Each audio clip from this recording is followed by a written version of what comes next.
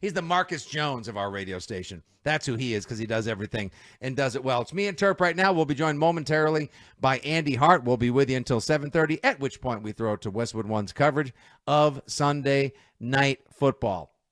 You can get in touch with us at any point during the show, 617-779-7937 for your text messages as well as your phone calls. Momentarily, we will be taking Mike Vrabel live from the podium for your New England Patriots at Raymond James Stadium, likely to soon be followed thereafter by Drake May. We will get our usual 5:30 check-in from Megan Onalini from the pregame show, WEEI.com, and the Six Rings pod to find a way to somehow bring some negativity to the program today. I don't know what in the world she's going to complain about today. I don't think there's anything that she can. I'll be very curious to hear her first descriptive for today's effort by your now 8-2 New England Patriots. We'll hear from Big Ted in the 6 o'clock hour as well, and you throughout the course of the program. In addition to finding a way to win today's game, where the Patriots were far from perfect, although they did some things extremely well. Yes, I know. Can you believe it? You guys, they won a game where they allowed a 50-yard rusher on the season. So they won't go the entirety of the year without giving up a 50-yard rusher. Oh, no, boo-hoo, damn shame. Yes, Drake May did throw a pick in the end zone in the fourth quarter where they could have iced it. Yes, Mike Vrabel put his brass footballs on display at the end of the first half, going forward on 4th and 1 after he previously had Drake take a knee, getting that beautiful touchdown pass in the corner of the end zone to Stephon Diggs to take the 14-10 lead into the half. But still, that got a little hairy. That got risky. Yes, they did get the double score as well, which was impressive. They made some mistakes on the day. Make no doubt there were a couple of little things that they're going to want to clean up in film session on Isle Vrabel, but holy mackerel, holy smokes.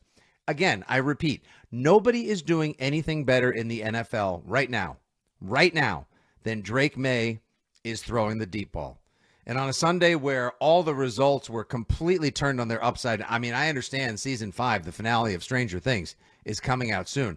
But have you ever felt like you lived more in the upside down than on a day where all the favorites basically lose, some of them getting throttled by teams they were borderline double-digit favorites against? And yet, Pat's people, your New England Patriots come through on the road as a dog against a 6-2 team leading their division, mentioned among the favorites earlier just a couple days prior. ESPN said the Tampa Bay Buccaneers could very well represent the NFC in the Super Bowl. And the Patriots went down to their house armed with thousands upon thousands of their fans and beat them fair and square. What a celebration it's likely going to be all night long in Tampa Bay for Pats fans. I knew they were there, but holy mackerel, you could hear it. Terp, am I crazy? Did you hear it on the broadcast the same way I did every time the Patriots made a big stop on 3rd down, every time the Patriots scored, every time Drake May completed another deep pass, that you could audibly hear it as if it was a home game at Gillette? Oh, yeah, and after the Mac Hollins play, you got MVP chance. Oh, my God. And could you ask for anything better? Could you ask for anything more than your two rookies who you counted on to add the dynamics of speed, the danger of home run hitting, the prowess and potential for long touchdowns, to have both of them get involved in the TD party and have 3 of your 4 touchdowns scored by 2 rookies today? I mean, it's just absolutely spectacular. The Kyle Williams catch, I'm with everyone who said, hey, listen, him turning on the Jets and being able to make that a 72-yard touchdown and a 6-point house call was amazing. But the catch itself, and then the catch, turn, and run, woo, chef's kiss, mwah, no notes. But how about Travion Henderson finally making an impact? I had said on the afternoon show this week, the 2 Patriots that I was counting on to be a factor in today's game, the 2 guys that the New England Patriots would have to rely on most to score points, to get the offense going and make a difference against Tampa. Probably should have said Kyrus Tonga. Also, CC, Patriots Pro Shop. You may want to get the Tonga jerseys on sale sometime soon because that guy's becoming a fan and cult favorite, ASAMFP. But Travion Henderson having 2 touchdown runs over 50 yards. This is why I lost my mind when the Pats drafted this guy back in April. This is why so many people said he could be the best running back in the 2025 draft. This is why teams were salivating over his big play ability because of what an absolute monster he was on the outside, up the gut with the ball in his hands, on jet sweeps, on as Big Ted likes to call it, toss crack, on screen passes. I mean, you saw it today. The kid is an absolute deep threat from anywhere on the field at any time. He was just positively spectacular. But Kyle Williams, 1 touchdown. Travion Henderson, 2 touchdowns. Drake May, tremendous game. Really just with that one mistake, and that was a huge mistake. Terp, when Drake threw the touchdown to a double, when Drake threw the interception to the double-covered Mac Hollins in the right rear corner of the end zone, did you think to yourself, to come this far only to have to watch Baker Mayfield execute and orchestrate one of his signature comeback touchdown drives and fly home on the wings of defeat? What a bummer. I mean, it certainly felt that way. They've been doing it all year, so yeah, for sure felt that way. Yeah, that's exactly how Tampa's been winning most of these games. He has truly been spectacular for them. But, Pats find a way today. Your final score, Patriots 28-23, and we're now connected to Mr. Andy Hart. Andy Hart, the floor is yours. What a game, what a party. What is the one thing that you are most excited, most pleased, and most thrilled about in today's victory?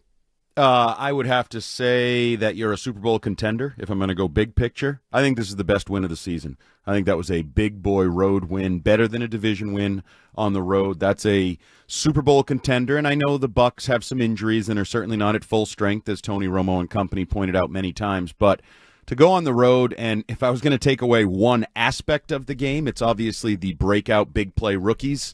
You had Kyle Williams touchdown. You had the 2 for Travion Henderson, in which, I don't mean to brag of the week. I've been covering the NFL for a long time. I've never seen anything like Travion Henderson cutting back across the field, looking to the sideline for coach's approval as to whether he should go down or score. I've never seen that. That was amazing. It was awesome. And maybe the best part of it, and I look forward to getting more angles than TV offered, I'm guessing Mike Vrabel was running with him and gave him the thumbs up to score. I can't wait till that's edited by somebody together, because that was one of the more amazing plays you're going to see. But there were so many aspects of this game that I love from a Patriots perspective. It wasn't easy, and you didn't want it to be easy. Like, you don't want – this is – you're stacking up medal-building performances that you're a Super Bowl contender. I said this was the most overrated team in football in June. Now it might be the most underrated team in football. This team is rolling. They're making plays. They're getting some swagger. And Drake May took some hits, and he didn't have a perfect game, and that interception could have been a killer, but it wasn't, because you're a good football team that continues to show its depth. And what a great – I mean, honestly, how many times have we said on the afternoon show, on Six Rings, anywhere anybody will listen to us or give us the time to talk some ball, how many times we've talked about how lucky they are to have Mike Vrabel as a coach. And, yeah, he didn't coach a perfect game. He didn't throw a no-hitter by any stretch. But he was awesome out there today. And the fact that, when his guys get down, he goes over and talks to them. He may very well have been running with Travion down the sideline saying, go ahead and score, it's okay, which is such a heads-up play. But, that's how Ohio State do. And then he's just out there whenever people get hurt, talking to his injured guys. Like, Drake May is the face of your team. Drake May is an MVP front runner now. Drake May is now one of the most popular. I wouldn't be surprised, Andy, if by the middle of the week we find out Drake May is the number 1 selling jersey in the NFL. It wouldn't surprise me either, because I may or may not have been doing some research in that area, and normal sizes are tough to find in a lot of the colors right now. Wow, unless you're like a 3X. You need to be a real fat guy to get a nice Drake May jersey. Well, we don't say fat. We say, horizontally. Oversized. Yeah, you got to be a chub. Okay, you got to be a chub. I got you. But Mike Vrabel, we talk about also like Steph Diggs. He's the emotional core of this team. And he powers them with the pregame speeches and has that refuse to lose mentality. Mike Vrabel, I don't know. What do you want to call him? The heartbeat of this team? Do you want to call him its moral epicenter? Do you just want to call it maybe he's the brain of maybe just call him the brains of the operation, Andy, because he does so much for this team. He coached the pants off of Todd Bowles today. He, just like Drake May and so many other players, brought his A game to Tampa Bay today in front of thousands of Pats fans. He absolutely did. And, it was funny because Romo said, he's turning into a player's coach before our eyes. I think it was one of the shots, maybe when he was holding Barmore's hand when Barmore was down on the field and he was injured. Good for him. I don't know that we need to describe him. Hardo, sure. Cocksure, sure. Players coach, sure. Whatever it is the perfect concoction for the 2020.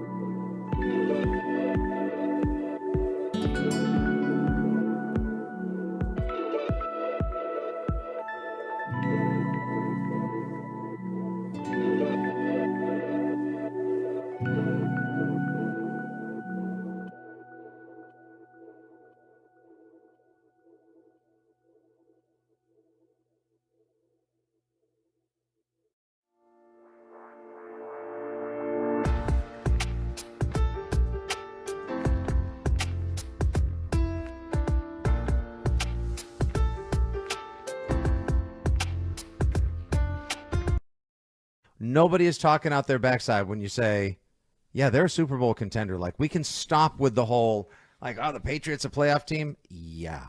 Do you think they can make a deep run? Yes, they can. And now they've showed you they belong in the Super Bowl conversation by beating a potential NFC Super Bowl contender on the road. And don't let the 5-point win, even though that's good enough, throw you off. Like, they were up 12 and just let the Bucs score. This is a damn good football team, and I am placing zero limits on this team the rest of the way. Absolutely. And they're doing more. They're showing more. They're playing as well as anybody in the AFC, along with the Broncos, I'd put in there. And we'll see what happens with the Ravens if they're resurgent under Lamar. But absolutely. And the more, need everybody, which I feel like has been a constant message all year for Vrabel, whether it was back to Ramondre Stevenson with the fumbles, or Borregales, or, now you have no Stevenson and you have Booty out. And he's like, we're going to need everybody. And today, your rookies, who we've all been waiting for, stepped up and made 3 massive plays. That's why you drafted them, and that's why people were excited about them. And their guy did too. Ibuka was good too. Like, they have Godwin and those guys. Yeah, I didn't think Gonzo had a great game. I thought Gonzo was sort of middling, like neither thumb category, neither thumbs up nor thumbs down. But I thought Ibuka stepped up for them as a young player. Oh, they ran the ball a little bit on you. You allowed a 50-yard rusher, but God forbid, you found different ways. You found different, like Woodson, little thing. That hit from Woodson on Otton late in the game just lit him up, made sure that wasn't going to be a catch. That's like a blip on the radar of this game, because this was like a Rocky 15-round fight. It was so fun. I was just going to ask you if I sort of said it as you were jumping on and joining, but I'd like to go further with the analogy here. Like, growing up, every time there was like a prize fight or there was a big fight, whether it was on HBO, usually HBO, or maybe it was a pay-per-view, they were always on Saturday nights, right? Yeah. Yeah, and you wouldn't miss it. You'd invite your friends over. Yep. It's Tyson versus Blank or Holmes and whatnot. Like, this was the first like legitimate heavyweight fight that I remember watching on a Sunday at 1 p.m. Awesome. It felt like two teams and the Patriots didn't even score first. The Bucs did. They did the Patriots were on script because they often give up touchdowns or scores, especially on the opening drive. Bucs carved them up straight down the field. The Patriot AI started learning and figured out exactly what the Bucs were doing, and they adapted and only gave up 16 points the rest of the way. But really, it kind of felt like they only gave up a touchdown and a field goal until the very end. Ibuka was great on that opening drive, especially. But man, the way they turned around and just started hitting so hard. Did you think Woodson was capable of a pop like that? I wasn't sure, but I know it's part of his game now. I thought he was more of a coverage, finesse, tackle guy. But that's a big hit. Like, the hit on, you should have heard me swearing watching my TV. I thought that was the definition of unnecessary roughness when Drake May got hit on the sideline. In a league where you want quarterbacks to be stars, if that's Patrick Mahomes, we're having, commissioner-led investigations. But Drake May, and it was the third straight play, because he got hit by Vita Vea, then he got hit by the number 0 dude, then he rolls out, and he's kind of wrapped up, and 23 lights him up, and then, of course, 23 is the guy that gets the pick a couple plays later in the back of the end zone. Yeah. But this was like... There was just play after play. My mind was just like, oh, my God. I don't know if we have 3 hours. I don't know if we have enough time on the postgame show. All the things we need to talk about because, we're going to fixate on the big plays from Kyle Williams and Travion Henderson because those are awesome. And I was worried there at the end until Travion, it looked like you were going to have another bad fourth quarter where you can't move the ball and score the points you need to until he breaks away for a touchdown.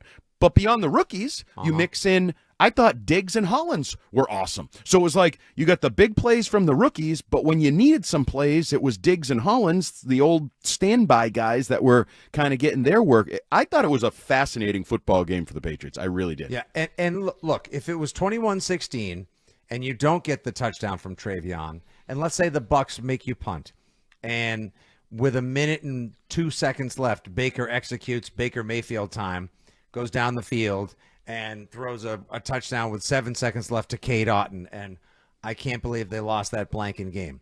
But that would have sucked, especially for those in attendance or any Pats fans.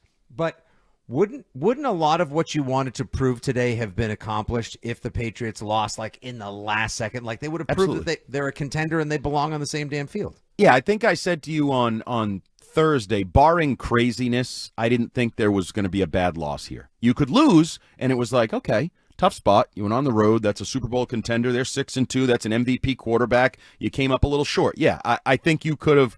We would have all been upset and disappointed and pointing at all the various things you did to help them to your demise. But yeah, I think you could have had, I don't know if we want to call it a moral victory, whatever, acceptable victory. Like, I think you could, but hell, we don't have to talk about that. Now, that being said, I have a crap ton of nitpicks that I can pull from this game. Like, you mentioned two of them right there. The on-script, the other team scripts it, and for some reason they drive it right down your throat and score a touchdown. And then their inability at times to put teams away and move the ball in the fourth quarter. It seems like, third quarters, they're hot and they're going to score. Fourth quarters, I don't know what happens. Where does that go? My biggest nitpick, honestly, though, is post-game. Why are we covering up this idea that they clearly didn't try to move the ball on first down? I mean, they clearly didn't. Yeah, and why would that be such a big deal? Like, they said on the broadcast, I'm watching on my phone. Everyone else, wherever you were, your bar, the fan cave, the stadium, it looked like, and they discussed on TV, like, this is, Romo was having a Romo-gasm about, like, Mike Vrabel always loves to be so aggressive. Yep. And here he is, like, doing his thing, and it's a ballsy call, Jim. We'll see if it works out for him. Like, this was the definition of it's a bold strategy, Cotton. Let's see how it works out for him. And it did. It worked out in the end. Yeah. But 100% he was taking a knee so as to not give Baker the ball. He told, what's her name, Tracy, at halftime. Tracy Wolf. Wolf at halftime. He said, quote, "We wanted to end the half with the ball in our hands," when she asked about that situation. He made it clear the priority there was to end the half with the ball in their hands. Now, they also wanted to score, which they were able to do both. Probably should have said that, too. Yes, but he kind of admitted there, and then post-game, he got all squirrely and just immediately goes right to the fourth down play and a great catch and players over plays and that whole, and then Drake says, Vita Vea, it's tough to, you didn't try to score. I've seen you, Drake May, for long enough now. That at first I thought it was a bad snap. I actually thought there was like a weird snap and maybe he couldn't, get the ball and therefore get his footing. And then you're right. They didn't try to score, which is fine. It worked. But why are we like being weird about it now? Why are we not being honest? Like, that annoys me because it also worked out for you. I could understand the squirreliness if you had been stuffed there and didn't end up scoring. You did. So it worked. You played it perfectly. It was like you executed it. Was it close? Yeah. Is there a fine line between ballsy and stupid? Abso-damn-lutely. But, to the winners go the spoils, and you won. Yeah. All right. There is a significant portion of me that believes that tomorrow on the Greg Hill Show or at some point this week, Mike Vrabel is going to admit, like, yeah, I just didn't want to, we wanted to all talk about the way that it went, like, and just sort of like make sure we were in lockstep on that because, if other people didn't know or I didn't want to rub it in or like seem cocky or whatever, like he'll admit to it at some point. I hope so. I hope so because to me, that was the definition of brass footballs. Like, you know what? Like, I'm so confident in our ability to score from the one, even with a face full of Vita Vea, and damn, that guy can play. We're going to get this done. He's massive. Dude. He's awesome. He's a great football player. But I'd admit it and just say, like, if it blew up, it's on me. Blame me, but it didn't. And if you remember, and I'd have to go back and look at the exact date and circumstances, that Tom Brady, Bill Belichick Patriots did this against the Seahawks at Gillette Stadium. And they managed the clock, and they didn't end up scoring. They got stuffed. They got stopped on fourth down. Back in 2016, yeah. Sure, you give me the date. I'll take your word for it. It was right after the election. Yeah, I remember exactly. It's okay. Like, there's, and maybe he's protecting Stretch. I don't know. Maybe it was Stretch's idea, and he didn't want to feel like he's throwing Stretch under a bus. I have no idea why they would lie, but clearly they were worried about the clock. And most importantly, they scored. They scored the touchdown. They played it perfectly. So give them credit. Dangerous? Sure. Like Tom Cruise. Am I dangerous? Yeah, I'm dangerous. Like, absolutely. The whole goddamn thing. But they won the game. So take the victory lap. That's right, Vrabel. Don't lie. That's right, Stretch Man. I am dangerous. Right. Yeah, own this. Like, hey, I made a ballsy call. Like, Andy, in the fourth quarter, it is funny. Like, they do really play their best football in the third quarter. It's kind of remarkable how they come out with halftime adjustments to spare and double the energy that they brought to the field in the first half. But then in the fourth quarter, I don't know, they don't get tentative. They don't play with the same sort of consistency. And now maybe that's a hallmark of a young team and a group that is a group that was only assembled and has just finally gotten to know each other because a lot of them haven't shared the same locker room and the same field and the same charter for too long together. Vrabel did make a ballsy call in the fourth that backfired on him. They went for it on 4th and 5 from the 45 and they missed. So absolutely. I also, I am a big enough man or a small enough man, however you choose to view me, to admit when I am wrong. I thought it was a bad call to run the ball on the Travion Henderson touchdown there at the end. It was, I think, 2nd and 9, and I was like, run a boot, do something to get Drake out of the pocket. He can either run. Yeah, and the run looked like it was going to be stuffed right up until he went 70 yards and he was crossing the field asking, Coach, should I score? I'm so far ahead of the defense. Do you want me to score or do you want me to sit down here? I can do either. Whatever you choose, Coach. Just let me know. I just want to see that on Instagram so badly. It's awesome. And can we now officially say Travion Henderson has arrived? No. I want more. He had 2 big plays. I want more. What? Yeah, I want more. I want him consistency. Yeah, 10 touchdowns. No. It's not the touchdowns. It's the consistency. I want him to be, and this isn't fair, so I don't want to throw this name out there because this isn't. I'm not going to do it. That's okay. No. It's sports radio. It's okay. We can review this comment tomorrow on afternoons. Okay, so I want him not. Again, it's not fair. Jameer Gibbs. I want him to be electric. I want him to be a part of the offense all the time, not just 1 or 2 big plays. No, that's fine. That's fine. In a best case scenario, he is a lot like Jim. Yeah, sure, he was taken in the 2nd round. Jameer Gibbs in the 1st. That's what I mean. And a lot of people thought the Lions overdrafted Jameer Gibbs when they took him 12th overall a couple of years back. But give this kid time, and he may get the feel for how to be a home run or a threat to be electric on every play. Like he's not right. I bet you we could do a breakdown on any channel, social media, whatever. Someone's going to do it, and you're going to see he's not running the same. That he looks different, and the reason why is because he's probably playing differently. He's playing with a bigger head of steam. He's playing with more confidence now. I think he's starting to understand the pro game better. I don't know if it's more confidence or the pressure was removed in a sense because, their phrase, we all we got, we all we need, he's all they got in the backfield. Because after that one Dearness Johnson run, I was like, I don't know that we want to see Dearness Johnson anymore. He just was thoroughly unimpressive. I'm not too Dearness to see you carry the ball anymore. No. Please put it away. Maybe that emboldened Travion Henderson be like, they need me, so I'm just going to go do my thing. But I think my point is 70-yard runs, like these real long ones, game changers, those are not sustainable. What I want to see from him is more of like the 15 to 23-yard runs with some regularity. There was one in the first half, actually. I think there was, wasn't there one? Oh, it was a 3rd and 9 call. And, of course, hello, friends and Skechers were all like, oh, Jim, what a call by Josh. Got to figure he'll just figure this game out. And blah, blah. Yeah, 3rd and 9 and running wide with Henderson was a good call because you weren't getting squat up the middle. And that's when I saw I think he's getting it, Andy. I think he's finally figuring it out. And those are the ones that I want to see with more regularity because, again, you're not going to have 1,070-yard runs. Today was a special day for him. Today was a special day for their day 2 draft picks, quite honestly. And I would include Wilson in there, but on the bad side. Little preview of the thumbs down. Wilson will be on the thumbs down. He did not have a great day. Some of it was Vita Vea. Some of it was him. It was just not a great day for the young That's a tall order. That's a tall Not task. that tall, just more wide. Just more, okay. That is a wide order. It's a wide order to handle him. Like Garrett Bradbury, you want to talk about some people that deserve 2 Advils and a Budweiser on the airplane home. My God.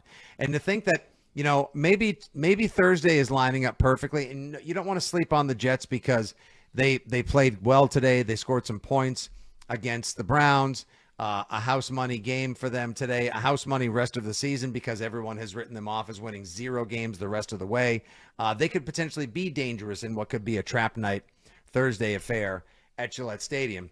And the whole we'll get to this later on in the show, the whole entirety of this Sunday makes no sense. This is, the Matrix is broken. We're in the upside down. I don't know if this is real life or a sim at this point because the NFL is all over the place. But for a couple of guys that have been talking, playing, living, and just consuming all things football for the majority of their lives, this almost kind of makes it more fun, just the NFL being out of control this year. I love it. Oh, and they love it. They absolutely love the parity and the uncertainty and all the teams that are in it, and they love a team like the Patriots because there's nothing they like to tout more than a team that picked in the top 5 picks in the draft is now contending for a Super Bowl. That's what our league is all about. It 1 year you can change everything, and we're not baseball where everybody gets mad that the Dodgers are going to win it all. No, they absolutely love this, and I know we love it more so in New England because we're obnoxious and we're entitled town and all of those different things. And we have Drake May, who I believe I saw making the rounds on the socials that Drake May is now officially the front runner with some betting apps according to the sports books, Drake May is now your MVP front runner. How you like dem apples, baby? Because Drake May. And quick aside about Drake May, did you notice that he apparently, thankfully, was not the advisor to Travion Henderson because he was telling Travion Henderson from like 40 yards away to get down, get down, get down. So he was not on the same page with the coach. So there's a nitpick. They need to get on the same page. But it was a logical gesture on behalf of the quarterback to just run the clock out. But but Mike Vrabel, Andy, the same coach that says, I don't care how we played. I don't care how close we came to almost losing that game. You earned the win. A win is a win. It's hard to win in this league. So you're going to go ahead and celebrate that. The same coach that yelled at Drake May, hey, Drake, how many touchdowns you score last year? Get down there and celebrate with your offense. Mike Vrabel is thinking, Travion Henderson, how many touchdowns you scored in the NFL? 2? Get down there. Go get yourself a 3rd touchdown. That's fine. Because if we give up a 12-point lead with 53 seconds left, we deserve to lose. That is the same Mike Vrabel. Consistency, thy name is Vrabel. And I know we're probably up against it or coming up on it here. I did want to say, though, the Drake May answer, and we'll talk to Drake May tomorrow. It's been in the 2 o'clock hour lately. We'll see where it goes on Patriots Thank God Monday. He's also we can play may or may not, because for a while there I was wondering if he was going to want to play our little game, and I think he may. Yeah, I was a little worried on that. When it was pouring and his balls were kind of sailing and all over the field, I was a little worried about the start, but then we brought it home. But I loved I think it may have been his last comment of his press conference where he just started describing everything, and he said exhausted, heat, nerves, and there's nothing like this game. Like that feeling of highs and lows and what that 60 minutes of football is. And of course, it's easier to say that when you're Drake May. Baker Mayfield's probably a little pissed off about the highs and the lows and the ups and the downs and the exhaustion. But that was true. Like that was we talk about teachable moments or learning experiences, and sure, that red zone throw might be a teachable moment for Drake May. Maybe that was, but this whole game for a team that wants to go somewhere, for a team that Vrabel said at the trade deadline, right, with his actions, they're in this for the long haul. They're trying to build a consistent winner. This game was huge for that. Oh, they have built. My God. I mean, that right now, this team is tied for the best record in the AFC. And the Colts barely hung on for dear life in Germany against the Falcons, who you kind of hung on for dear life for again in America last week. And the Broncos barely beat the Raiders. Don't get into the whole thing about how the Raiders beat you. No, the Patriots, it's equal footing at this point now. Anybody can beat anybody in the AFC at any time, and that includes your Patriots. And as we go to break, Andy, 2 things I want to share. One, a text message from a mutual friend of ours, Mike Young, who runs the Tailgater 2000 crew in Foxborough. I've been to nearly 50 away games. Never have I experienced the amount of Patriots Nation celebration walking out of an opposing team's stadium. What an unbelievable experience this was. And you love to read that. And then from the socials, Los Talks Pats, one of our favorite aggregators out there who does such an awesome job bringing information to the masses and mass holes. The Patriots are 5-0 on the road, 8-2 overall on a 7-game win streak, and first place in the AFC East. Oh, and the Buffalo Bills got their ass whooped by the Miami Dolphins. How you like that, Pats fans? Can I say something arrogantly idiotic at this point? Oh, now is the time to do it, please. Should I get worried that they're in line to host a playoff game when they're actually better on the road? Maybe they should lose a couple so they can play the playoff games on the road. If you're concerned like Andy Hart that the New England Patriots need to play the playoff games on the road like we are, devastation could be in our future. 617-779-7937. I'm giving out the phone number, but there's not a damn line open. The lines are jammed like I'm sure they are at the Sundown Rodeo Bar in Tampa, where Pats Nation and the Tampa Bay Pats Fan Club and so many others are celebrating tonight. Pats fans rejoice, exalt. Let all of that insufferability permeate the cool, crisp, rainy New England air. Your Patriots victors 28-23 over the Tampa Bay Buccaneers. When we come back, it's all about you, your calls, your thoughts, your feelings. Mego joins us for some hashtag Megativity in the 5 o'clock hour, Big Ted in the 6 o'clock hour, and a whole lot of you here on a very celebratory, all kinds of excited Six Rings postgame show. The Greg Hill Show. Bob, would you say Drake May, halfway through the season, the MVP of the NFL? Yes. Yes. I would say it. That's my QB. Definitely, yes. But like I said, our job to help him get there. I'd be excited. Man, he win a year 2 MVP. Tough. That'd be pretty impressive. Did you miss something?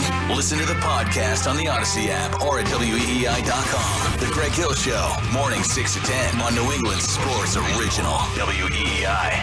WEEI. FanDuel Sportsbook is the official sportsbook of WEEI, and NFL Sunday is coming. You got your crew, you got your couch, you got your snacks, and you got your slate. And FanDuel is coming in with something extra. It's not just another NFL Sunday. It's your chance to place that perfect parlay or hit your go-to player prop, and now they're making it even better. This week, FanDuel is bringing the bonus. Right now, all customers can get a 50% profit boost on any NFL bet. However you play your game, FanDuel's got your back with something extra in your account because that's what Sundays should feel like. Visit FanDuel.com/Hill to download the app and get in on the action before kickoff. You must be 21 or older and present in Massachusetts. Opt-in required. Bonus issued as non-withdrawable profit boost tokens. Restrictions apply, including any token expiration and max wager amount. See terms at sportsbook.fanduel.com. And Hope is here with gamblinghelplinema.org or call 800-327-5050 for 24/7 support. That was a paid endorsement. My uncontrollable movements, called TD, tardive dyskinesia, felt embarrassing. I felt like disconnecting. I asked my doctor about treating my TD and learned about Ingrezza, valbenazine capsules, a prescription medicine clinically proven for reducing TD in adults. That's always one capsule, once daily, and number 1 prescribed. People taking Ingrezza can stay on most mental health meds. Ingrezza can cause depression, suicidal thoughts, or actions in patients with Huntington's disease. Call your doctor if you become depressed, have sudden behavior or mood changes, or suicidal thoughts. Don't take Ingrezza if allergic. Serious side effects may include allergic reactions like sudden, potentially fatal swelling and hives, sleepiness, the most common side effect, and heart rhythm problems. Know how Ingrezza affects you before operating a car or dangerous machinery. Report fever, stiff muscles, or problems thinking, as these might be life-threatening. Shaking, stiffness, drooling, and trouble with moving or balance may occur. Take control by asking your doctor about Ingrezza. Learn more at Ingrezza.com. That's INGREZZA.com. Hi, I'm Brian Williams, President of the State Police Association of Massachusetts. We're teaming up with Greg Hill and Service Credit Union for an initiative called Protecting Our Communities to address critical staffing shortages of state troopers in Massachusetts. Service Credit Union stands with us because protecting our communities starts with having enough troopers to safeguard lives across the Commonwealth. We need you to ask your state legislators to do what's right. Protect residents by providing the funding and training our troopers need to protect the Commonwealth. Thank you. John Sewer and Drain Cleaning is the name to know when your drains don't flow. If your home or business has a clogged drain, call the name trusted by the pros. John Sewer is also hiring technicians at their Norwood location to handle growing demand in southeastern Massachusetts. To join New England's most experienced team, go online to johnsewer.com to apply today. The name to know when the drains don't flow. John Sewer, we get the job done. What if you could have reliable and intelligent Wi-Fi? And get this, what if you could keep it at the same price for 5 years? That's the Xfinity 5-year price guarantee. 5 years of Wi-Fi that boosts speeds to the devices that need them most. That finds and fixes problems before you even notice them. Like super intelligent Wi-Fi with a 6th sense. And that keeps you gaming in the fast lane, even when the whole family's banking on bandwidth. All your devices working in perfect harmony for 5 whole years. And here's the best part. No annual contracts, no hidden fees, and our best equipment included. Hey, let's face it, a lot can change in 5 years. Kids grow taller, dreams grow bigger. But your Wi-Fi? It would stay reliable and the price would stay put. The Xfinity 5-year price guarantee. Lock in your price and unlock the possibilities. Xfinity. Imagine that. Select plans only. Restrictions apply. This is the story of the one. As a maintenance supervisor at a manufacturing facility, he knows keeping the line up and running is a top priority. That's why he chooses Grainger. Because when a drive belt gets damaged, Grainger makes it easy to find the exact specs for the replacement product he needs. And next day delivery helps ensure he'll have everything in place and running like clockwork. Call 1-800-GRAINGER, click Grainger.com, or just stop by. Grainger, for the ones who get it done. Every now and then I rinse it out, and I need Downy rinse tonight. And I need it more. Like cake recipe and the smell never leaves. I don't know what to do. I'm always in the dark. The sweat and dead short smells like a dog car. And Downy rinse it tonight. Downy Rinse fights stubborn odors in just one wash. When impossible odors get stuck in, Rinse it out. This is the Six Rings postgame show on WEEI. Comes up with some big type of play. You've seen it for 2 drives, and now you figure out what the defense is doing. Canning the play, alerting it, getting to the right play. Final seconds of the first quarter. They fake it to Henderson. Tony, you're right, going down the field. They got the big play. There he goes, running down the sideline is Williams. Williams, the rookie, has the touchdown. Ooh with the rejoin, Terp. A little icky thump. Nice. So that was Kyle Williams' first touchdown in the NFL. Coincidentally enough, Andy, it was also Drake May's longest touchdown pass. Of course, he of all 21 starts in the NFL, and the longest touchdown by the New England Patriots this year. To say that that play was significant, both in terms of the script and development of the game, as well as what's to come for the Patriots, would be an understatement the size of Vita Vea. Because if the New England Patriots, Andy, can add the deep threat, can add long touchdown passes, can add lightning fast, you never know where it's going to go, catch and run plays like that to the repertoire, if you will, now in the offense. Like, it's not just going to be a bomb to booty. And we wondered who would, I won't say replace, but sub in some capacity in the game plan for Kayshon Boutte. Kyle Williams did himself a damn fine job welcoming himself to the Patriots touchdown club and to the game plan going forward. Absolutely. I think I told you on Thursday I thought he might have a chance to impact this game. Now, I wasn't sure it was going to be a 70-yard play. I was thinking more 2 to 3 catches for 30 or 40 yards. Someone but cash a little anytime touchdown parlay ticket there today? I should have, but I wussed out, and I just took the over on 17.5 yards. I did cash on him. Well, you cashed. I cashed, but I what I should have done is, you're right, parlayed the yards and a touchdown, and then I would have made a little more cash. But anyway, can't get greedy. When you get greedy, you get in trouble. That's our pick 6 parlay that gets us in trouble, which is not. Yeah, that's that face, that head shake. That's all of it. That is what we are. Honestly, people should throw vegetables at us and ring the shame bell. Tomorrow at 5:30, it's going to get FUG. LY. I also just looked outside my home studio, and it is pitch black, and it's 4:50 in the afternoon. I'm still adjusting to that as well. You can't be dark on a night like this. No, we are that's the bright thing. with sunshine because we are following. Fitzy, we've talked about it. 4 years of misery. We lived in the downtrodden times of Patriot Nation, and now we've come over the crest of the horizon, and we found this valley of just lush green rainforest and exotic animals, and we are going to enjoy every moment of it. 'Tis truly a touchdown Shangri-La that we have discovered, an oasis of joy and rejuvenated football hopes. I love it. I got to tell you, Andy, for each and every Pats fan who just can't get enough of this and has been there through thick and thin, I know it was way more thick for a long time than it was thin. Hasn't really been all that thin around here for too long. Yes, those 3.5 years were tough, but you're back, baby.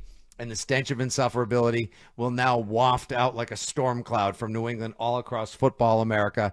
Hashtag deal with it. Let's welcome in some of the revelers and the good people of Pats Nation. Andy at 617-779-7937. Let's go to where Tom Brady first made a name for himself as a football player, all the way out to Ann Arbor, Michigan, with Gordon. Hello, Gordon. Welcome to the postgame show.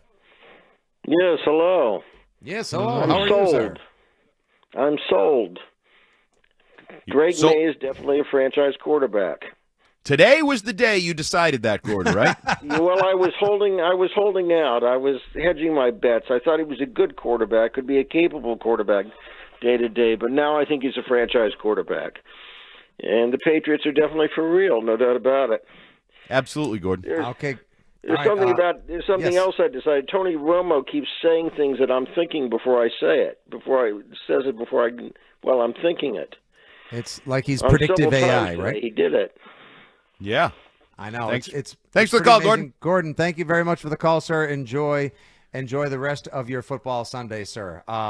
Listen, I got to tell you, if the post-game show brings the kind of electricity Gordon did to the first call of the day, we're in for a hell of a program. So Gordon was the one Tony Romo fan that's left because come now. I thought he sucked today. I mean, yeah. Well, he I mean, wished he did. condolences to Terrell Williams, and quickly Jim Nantz had to try to save face for him. You jackwagon. You don't give condolences to a guy who's just battling cancer. well. Like Yeah, you you wish him well. Thoughts, whatever you want to say. You don't say condolences. You Even jackwagon. thoughts and prayers may be okay. A but little. we don't yes. give condolences. It was idiot. And Nance, I forgot what Nance said, but Nance immediately tried to pull up, let go of the stick, and I'll take control of this crash. He also said that this Patriots team is DTF, and everybody's like, hey, Whoa. Tony, do you know what that acronym generally means to the public? Dangerous to football? I mean, there's certainly members of this team that are DTF based on what I'm seeing on social media with a certain wide receiver who is a certain leader of this team. I know. Steph Diggs needs to catch one more touchdown to catch up to the number of women he'll be having children with in the next year. And maybe he's doing that. That's not me being a troll. That's just facts only checking in. Is it really facts? Because I'm always dubious. Like, that is being reported as fact on the socials. Like, is that actually factually true that he has four Tell baby you what, mamas? why don't you see if you can secure the exclusive with him and ask? Or maybe Nope. see if somebody like Andrew Callahan or someone else is willing to, Zach Cox or maybe Bedard should ask that question. That seems like a good one for him. Let's grab one more call, Andy, before we catch the break. Jeff is in Rhode Island. Let's hope the 401 is not terribly angry today, but more celebratory. Hi, Jeff. How are you? We're doing great over here in Rhode Island now after that game. It was an exciting game. And the play coming out of the first down play on the goal line, I think when they did that, I'm pretty sure they probably knew they were going on 4 if they had to go 4. They were planning on doing that rather than just throwing that play away like that, you know? Oh, absolutely. They were in 4-down territory, but you started to get a little, as Charles Barkley would say, sphincters got tight as you didn't get it on first down and you didn't get it on second down. Oh, and you didn't get it absolutely. on third. Yeah, as Wiggy likes to say, the lights get bright and then booty holes get tight. Yeah. Jeff, I will say, does it bother you? Going on it. Let me ask you this question. As a Pats fan calling into the postgame show, does it bother you? Because I think we're going to get some mileage out of this week as well. It can't just all be sunshine and puppies and rainbows, although right now it's a whole lot of them, even in the dark. Yeah.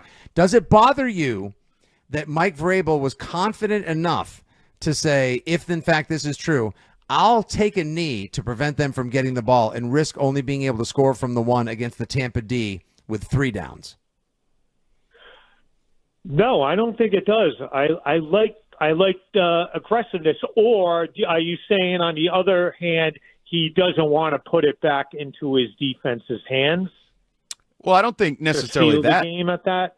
More. Okay, no, but then I'm glad that he has that kind of confidence that he could do that. So like if I that, said, I'm pretty sure they had a plan for that whole 4-down. no, but Jeff, that's not pretty- the issue. What happens if the pass just sails out of bounds and they don't score? Or he gets picked off. Or he gets whatever. If you don't score points there, No, how you feeling about it now?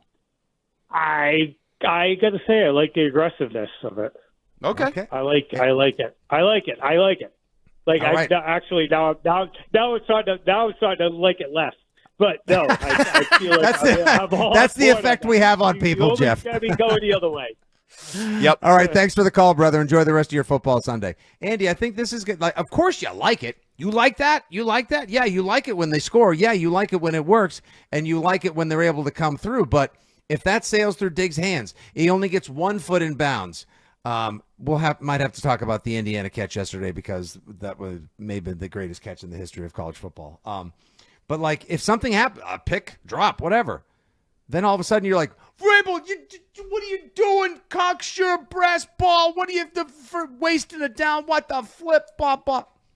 That's why I wish he had just come out post game and said, "Yeah, That's what we wanted to do. We wanted to ensure that we finished the half with the ball in our hands, and we knew we had confidence in our players to score touchdowns. We didn't think we needed all 4 plays there. So, yes, we were worried about clock as much as anything else, and we scored a touchdown, and I would do it again. That's the kind of attitude, that's the kind of faith I have in my players. When we're first and goal, I don't think we need all 4 plays. That's how damn good I think we're. Like, I wish his post-game, I wish the words post-game matched up with the brass balls of the call, if that makes any sense. But the words are incongruous with the actions. Like, match up your words and your actions and just be, because to me, that's how you set a tone. Like, we keep doing the comparison, right, to Dan Campbell.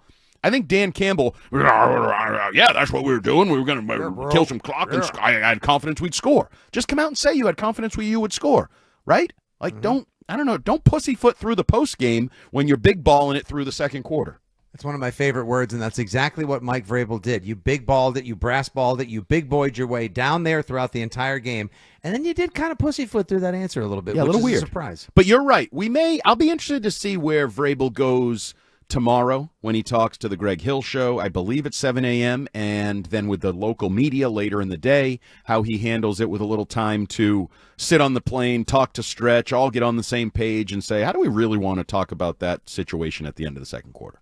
We'll continue the dialogue with you on the other side as we get into the 5 o'clock hour. Hour number 2 of a very celebratory, positively elated Six Rings postgame show is here for you with jammed lines. But keep calling if you get a chance at 617-779-7937. We are happy to have you, whether you're calling from Ann Arbor, from Rhode Island, or anywhere around the world in Patriots Nation. It's an hour in, and we have yet to hear from Jake in Australia. Perhaps the party he's got going on down under right now is so raucous he needs to get a handle on things. We'll try to get a handle on things and come back with you in just a couple minutes. It's Fitzy, it's Hart, it's Terp, it's you, it's the Six Rings postgame show. Original. WEEI. WEEI. New England Sports Original. The 99 would like to thank our active military and veterans for their service to our country with the Veterans Day Special. All active military and veterans will receive a free lunch from a special menu with purchase of another entree on Tuesday, November 11th at all 99 restaurants. I'm Mark Trissy, president of Jackson Lumber and Millwork. Isn't it time to update your kitchen? For a new kitchen you'll absolutely love, visit Jackson Kitchen Designs. Chances are your family spends more time in the kitchen than any other room in your home. Why not enjoy a beautiful, functional gathering space designed just for you, your tastes, lifestyle, and budget? That's my sister, Lisa Teresi, manager of Jackson Kitchen Designs. We make the process easy. Our talented designers will guide your decisions, share creative ideas, and design a well-thought-out space that adds beauty and value to your home. To see the newest design trends in cabinets, countertops, and hardware, visit our showrooms or go to JacksonKitchenDesigns.com. From starter cabinet lines to fully custom lines, we have cabinets for every style, budget, and every room in the house. We love working with homeowners, builders, and remodelers to bring their vision to life. For your convenience, appointments are available at our North Andover, Amesbury, and Woburn showrooms. To get started, visit us online at JacksonKitchenDesigns.com. That's Jackson Lumber and Millwork, providing solutions and delivering results since 1946. You have a large sum of cash and it's not earning interest. Then start making money with your money. Open an Elite Money Market account at Eagle Bank. Maintain a minimum daily balance in Eagle Bank's Elite Money Market and earn 4.25% annual percentage yield. Remember, with Eagle's Elite Money Market, your account is fully insured by the FDIC and DIF, but this rate might not last forever. So start earning 4.25% APY on your savings now. Open an Elite Money Market account at Eagle Bank. Eagle Bank. Eagle Bank.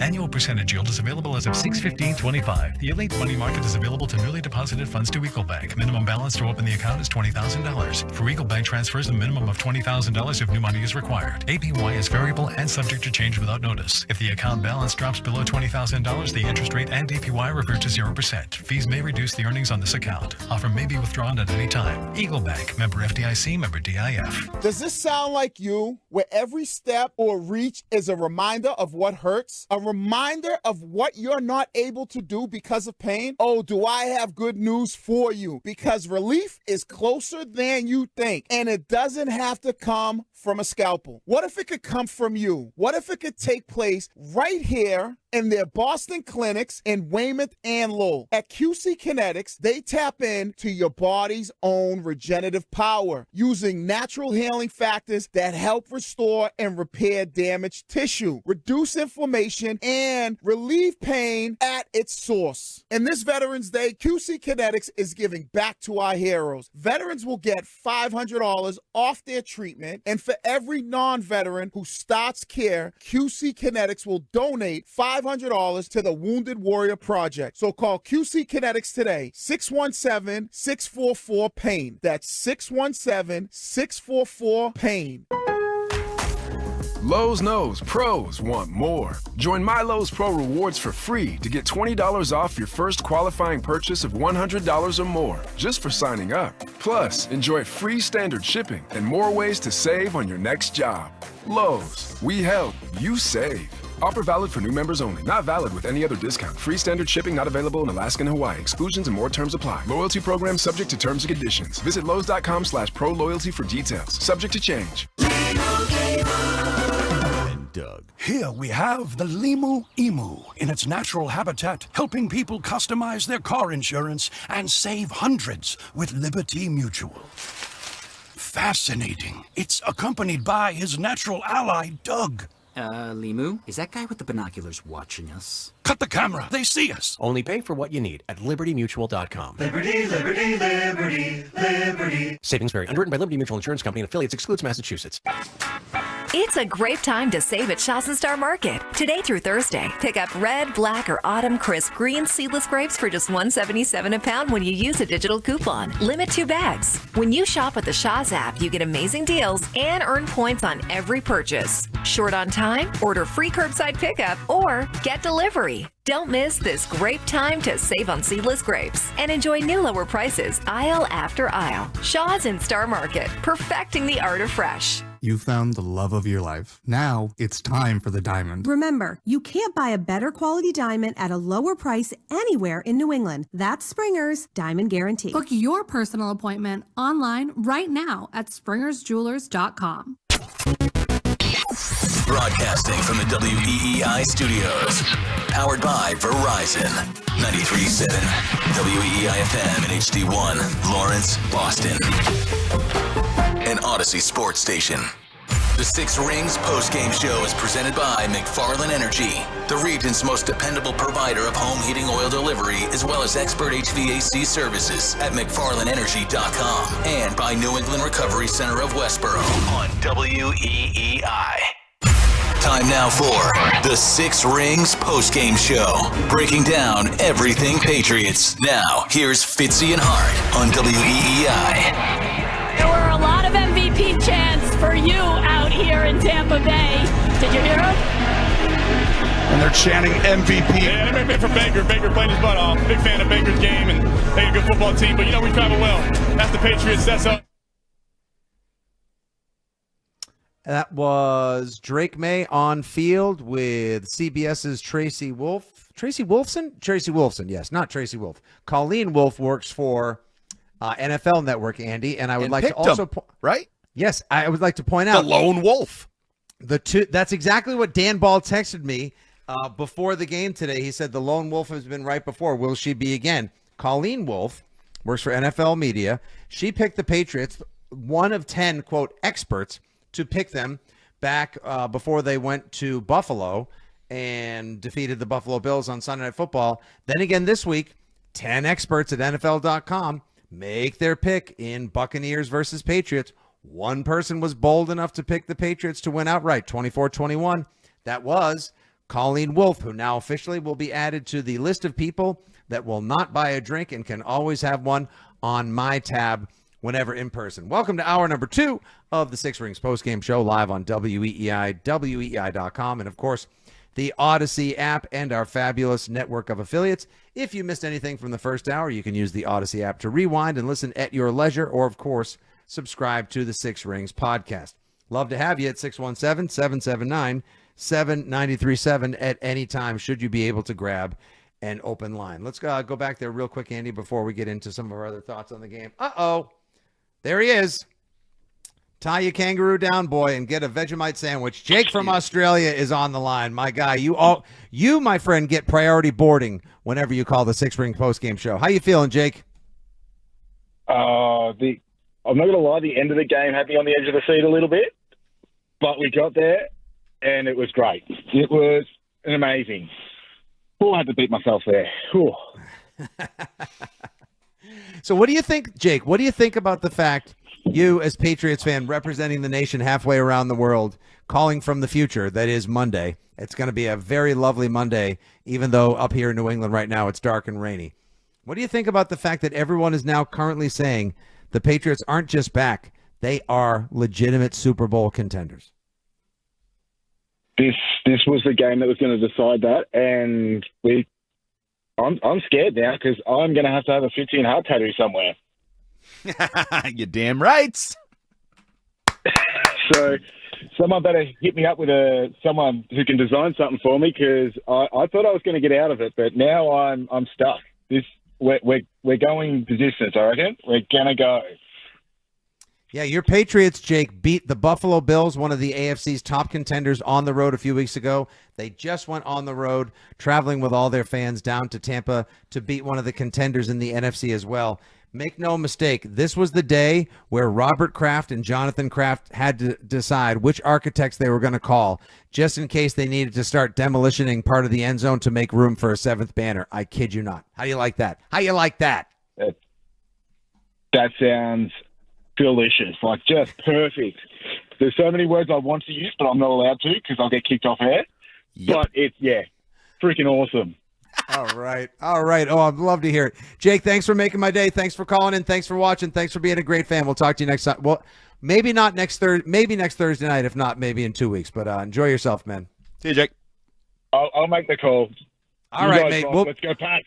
We'll be here, buddy. Thank you very much, Jake. Jake from Australia here on the post-game show.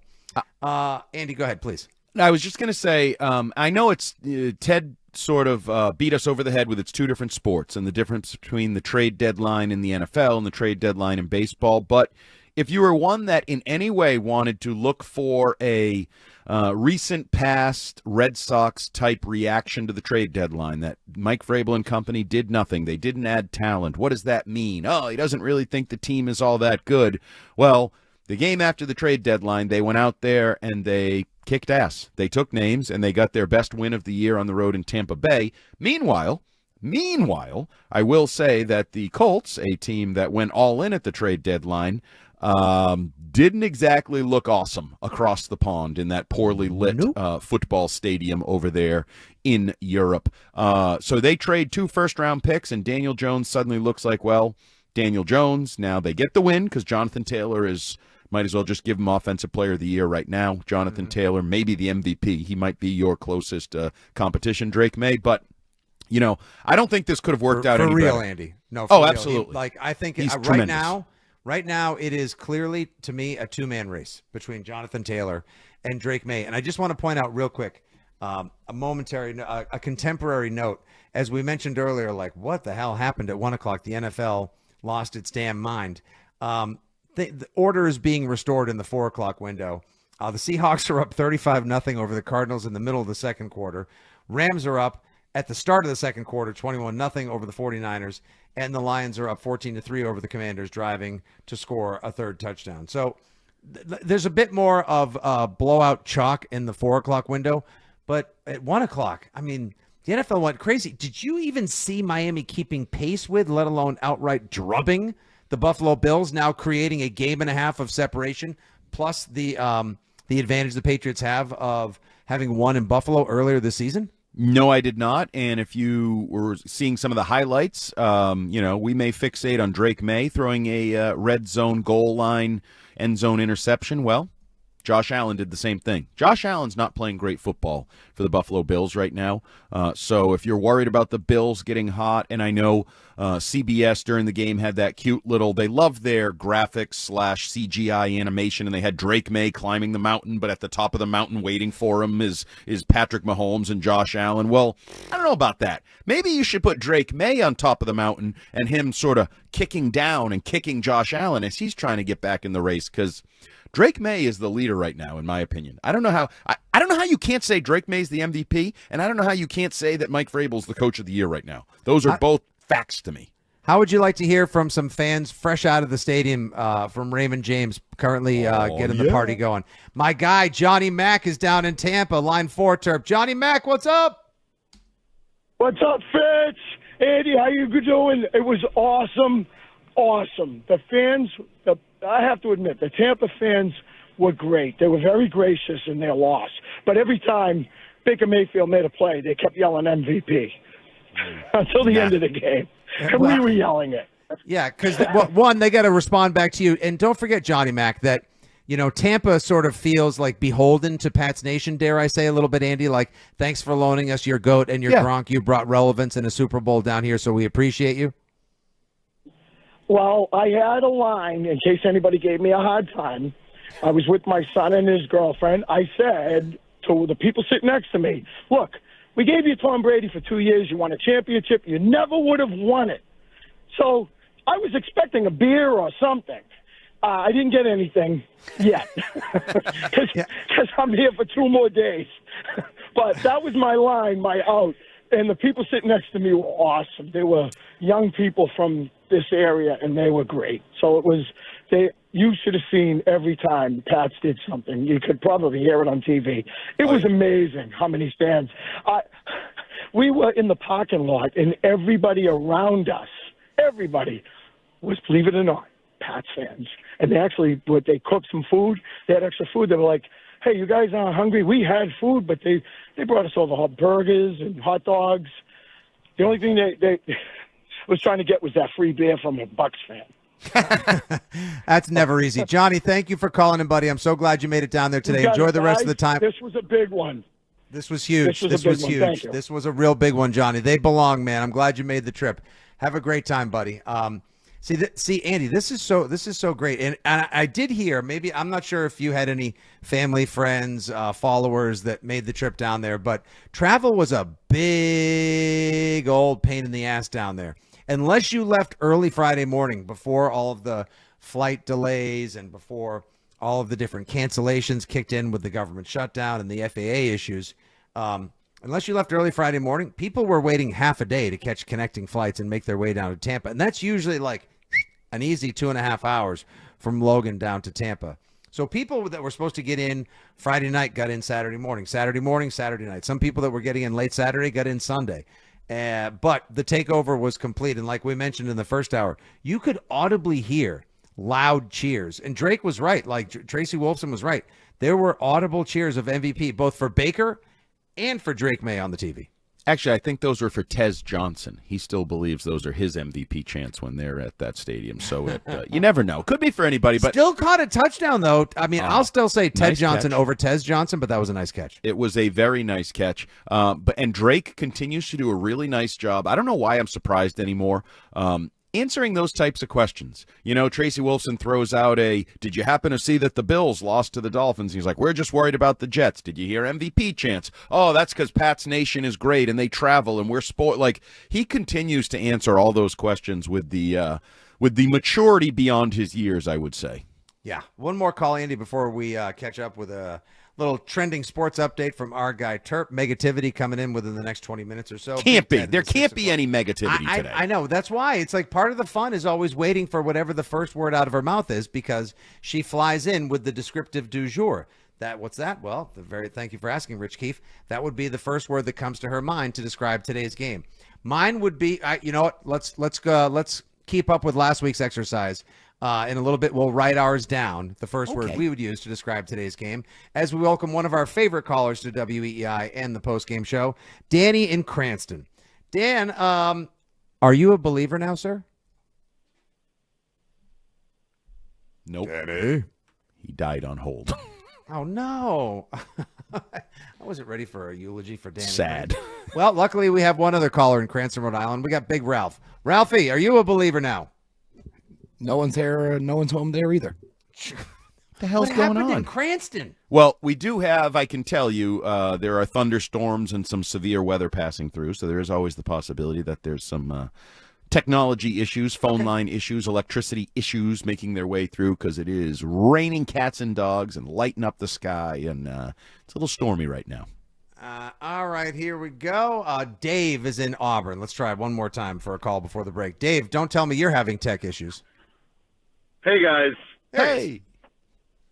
Awesome. So the whole getting that catch in that was not called a catch and we recovered it, and oh my goodness, so we didn't have a strip from a catch.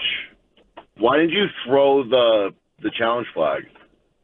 Like, those 3 points at the end of the game or at the end of the half, that was actually kind of big. Like, what if that actually catches up to you someday?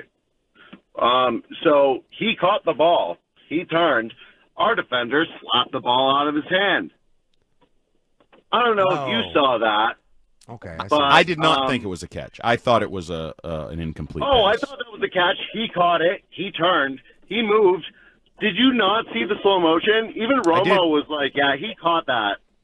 Yeah, well, Romo's the worst analyst in football, and Mike Vrabel and Stretch. I mean, and you the can referees. call him that, but have you ever played the game? Yes. He caught that ball. Our defender made a play. That was the dumbest question ever. What does it matter?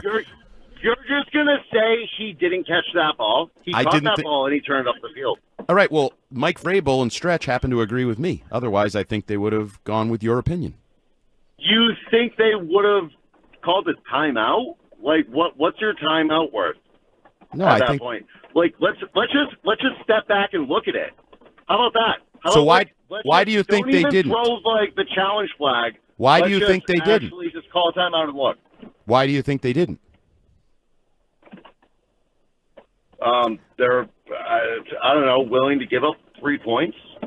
No, I think they thought it was an incomplete pass, and I thought they thought it was relatively obvious, like I did. Dave, I appreciate the call. I don't. All right, Dave, I appreciate the call. Thank you. This is I don't. Did you ever I don't play the mind- game, Fitzy? Who are you to hang up on Dave? You ever play the game? No, but I put your coach big flag- balls on the table. I coach flag football. My team's going back to the championship. I have eyeballs. I can look at plays and assess them. I have nipples, Greg. Can you milk me? No, I just think, like, I don't mind getting in the weeds. I don't mind being hyper-specific. I don't even mind being a little pigskin pedantic about certain things. I do not think that that is necessarily a hill any of us should even start climbing, let alone be willing to die on today, on a day where, sure, there were certainly things to nitpick, things to hyperanalyze, and things to hope that the team course corrects. But to worry about whether or not that was or wasn't a catch and how it affected a potential affected a field goal and what Vrabel and Stretch were thinking, like, right now, put it this way, there's a lot of trust. There are a lot of chips on the table that are chips of confidence I have stacked in front of Mike Vrabel at the Encore Casino that I think he's allowed to play with. Absolutely. And if we're going to, what'd you say, microanalyze or whatever, anything, I think that the end of the second quarter and the end of the fourth quarter would be the two fun ones. You can do the first and goal. Do you think they should have worried about the clock there? Do you think that it was a good idea to take a dive on first down and then, stretch it out and get fortunate to catch the touchdown on fourth down? I think that's a fun one. And then also the end of the game, we talked about it earlier. Travion Henderson's running. He decides, I'm so far ahead, I'm going to look to the sideline as I veer to the right. Coach Vrabel, should I score? And Mike and Drake May is saying, no, go down. I think we can debate that. You could debate the merits. Do you think he should have scored there? Do you think he should have gone down? What are the options? Because they onside kick, and Stephon Diggs got absolutely smoked on the onside kick. Hopefully he doesn't have any lasting effects of that. He took a that was a good kick by their kicker. He took a pop, yeah. Well, Chase McLaughlin's a great kicker, like we talked about Friday, like, if we had confidence in Borregales, we should have had the Tampa should have equal confidence in McLaughlin because he made a 65-yarder earlier this year. People now making 60 and 65-yard field goals is becoming old hat and second nature in the NFL. Whatever. We'll get into the kicking balls another day as well. I have enough confidence in Mike Vrabel, Stretch, Cowden, and company that whatever decision they make in game, pre-game, post-game, where have you, it's in the best interest of the football team. 617-779-7937 is the telephone number. Hopefully we'll be able to get all the good people of Cranston back on the line, or at least just hopefully Cranston is okay right now. What happened to Cranston? T's and P's for Cranston. It's gone. In the interim, we'll catch you up with what's trending in the wide world of sports momentarily with Justin Turpin. And on the other side, we'll connect with Mego. Andy, write down, please. Everyone at home, you guys go ahead and do it, too. If you can pull over safely, or if you're watching the games and you have us locked in on the Six Rings postgame show, maybe you're watching at twitch.tv/Boston WEEI. Everybody write down the word they think Mego is going to lead with to describe today's Patriots victory in Tampa. While you do that, and during the commercials, let's tease you up right now with what's trending in the wide world of Boston sports and the NFL this Sunday. Here's Justin Turpin. Now, here's what's trending on WEEI. Trending now on WEEI and WEEI.com. The Patriots extended their winning streak to 7 games with the 28-23 win over the Buccaneers down in Tampa. Drake May completed 16 of his 31 pass attempts for 270 yards, a touchdown, and a pick.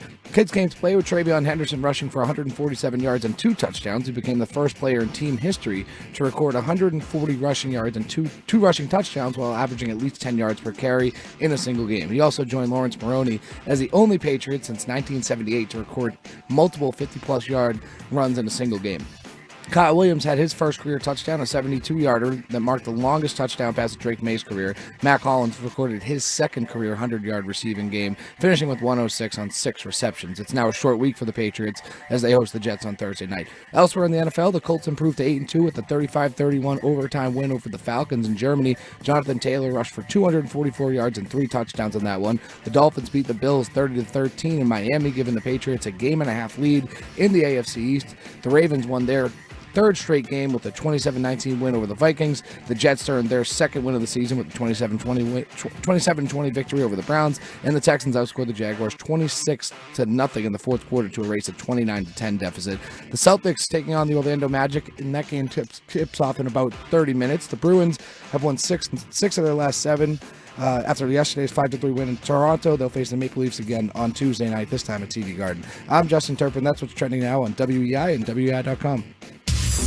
The Greg Hill Show. Bob, would you say Drake May, halfway through the season, the MVP of the NFL? Yes. Yes. I would say it. That's my QB. Definitely, yes. But like our job to help him get there. I'd be excited, man. He win a year 2 MVP. Tough. That'd be pretty impressive. Did you miss something? Listen to the podcast on the Odyssey app or at WEEI.com. The Greg Hill Show, morning 6 to 10 on New England Sports Original. WEEI. WEEI. When businesses thrive, communities score. That's why Bank of America is the official bank of FIFA World Cup here in Greater Boston. And our more than 100 local business specialists are ready to help your business win. What would you like the power to do? Learn more at bankofamerica.com/local business. Bank of America, official bank of FIFA World Cup 2026. Bank of America Corporation, all rights reserved. We're Right Window, and our window sounds like this. That big window company rhymes with Anderson. Their window sounds like this. Yeah, we sound pretty much the same. Right Window and theirs, both Energy Star certified. Both windows have great insulation ratings. We have a better warranty than theirs, but hey, who's keeping score? Now, the biggest difference between Right Window and those guys is the price. If you're replacing every window in your house, they are literally thousands of dollars more. I'm not kidding. Oh my gosh. Let's do this again. Right Window's price sounds about right. Their price sounds crazy. If you don't believe it, have us both over. Although maybe not at the same time. Don't want no trouble. Call Right Window and see a really good window for a better price. Call Right Window right now. Call 800-649-3600. A better window professionally installed for the right price. Right Window. 1-877 Cars for Kids. KARS Cars for Kids. Ready to get rid of that old car? Donate it to Cars for Kids. Call 1-877-CARS-FOR-KIDS to reach a friendly live agent. Donation's super easy, and your car can be picked up as soon as tomorrow. Call us now, 1-877-CARS-FOR-KIDS. 1-877-CARS-FOR-KIDS. Donate your car today. Did you know you can donate real estate too? This is the story of the one. As a custodial supervisor at a high school, he knows that during cold and flu season, germs spread fast. It's why he partners with Grainger to stay fully stocked on the products and supplies he needs, from tissues to disinfectants to floor scrubbers. All so that he can help students, staff, and teachers stay healthy and focused. Call 1-800-GRAINGER, click Grainger.com, or just stop by. Grainger, for the ones who get it done. You think you understand how this business works, but you don't. Landman, TV's biggest phenomenon, returns to Paramount Plus. From Taylor Sheridan, co-creator of Yellowstone, starring Billy Bob Thornton. You have to know the rules of the game and bend them. And you really have to know them to break them. Demi Moore. I want success. Get it for me. Andy Garcia, Ali Larter, and Sam Elliott. You don't even know the game you're playing, do you? Landman. New season streaming November 16th, only on Paramount Plus. Makita's built for the pros who show up early, who don't do shortcuts, only precise cuts. With tools built to last, job after job, year after year. Performance that pays off, because when the job calls for the best, you answer. And when you need the best, you call on Makita. Built to be the best. Available at the Home Depot. This is the Six Rings postgame show. Here's Fitzy and Hart on WEEI. This speech is my recital. I think it's very vital to rock around. That's right. On time. It's tricky. Here we go. It's tricky to rock around. That's right. On time. It's tricky. It's tricky. Joining us now on the old Six Rings hotline, as she does every Six Rings postgame show, with her patented, unbelievably popular, much discussed, often imitated, never duplicated segment, hashtag Megativity, from WEEI.com. Of course, the Six Rings podcast and NFL Sundays here on WEEI. Miss Megan Ottolini. And Mego, you have people on pins and needles, bated breath. What is the first word you would choose to use to describe today's Patriots victory in Tampa? DTF. Which version, Romo's or the rest of the world's? Yeah, that very technical football term that we use all the time, right, guys? Holy smokes. Wild. Yeah, Tony Romo, someone needs to get a leash on that guy, or someone needs to be like, yo, CBS, come get your boy. He's out here wilding on the broadcast. Like, he's, you know what word I would use to describe him? Unhinged, Migo. But often entertaining. I would describe, actually, this game as patient. I thought it was cool because it was maybe a more conservative game plan than I would have liked in the second half from Josh McDaniels' play calling. But the patience from a macro view of this team, of how Mike Vrabel has gotten guys, including Travion Henderson and Kyle Williams, to buy into just put your head down, do your work, and every dog has its day on this team. And we saw it last week with Terrell Jennings and with Pop Douglas. They talked about trusting the process, which has, in a way, become a joke because of the 76ers. But it really applies to this team. And I think without those two guys and the plays that they had today, you don't win this game. You don't survive this game in Tampa Bay on the road against Baker Mayfield, who I liken to Michael Myers of the Halloween movies.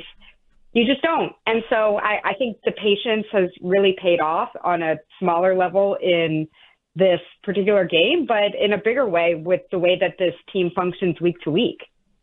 Mego, Drake May, obviously now, if you pay attention to the sports books, now the front runner, apparently, for the MVP award. I was wondering what you thought of his day, which got off to a start in a pretty heavy rain, where Romo was talking about some of his balls and getting under the ball and hands and all kinds of things there. But what you thought of Drake May's day? I thought that what impresses me most about him is his resilience and how confident he stays to be able to take those big shots downfield.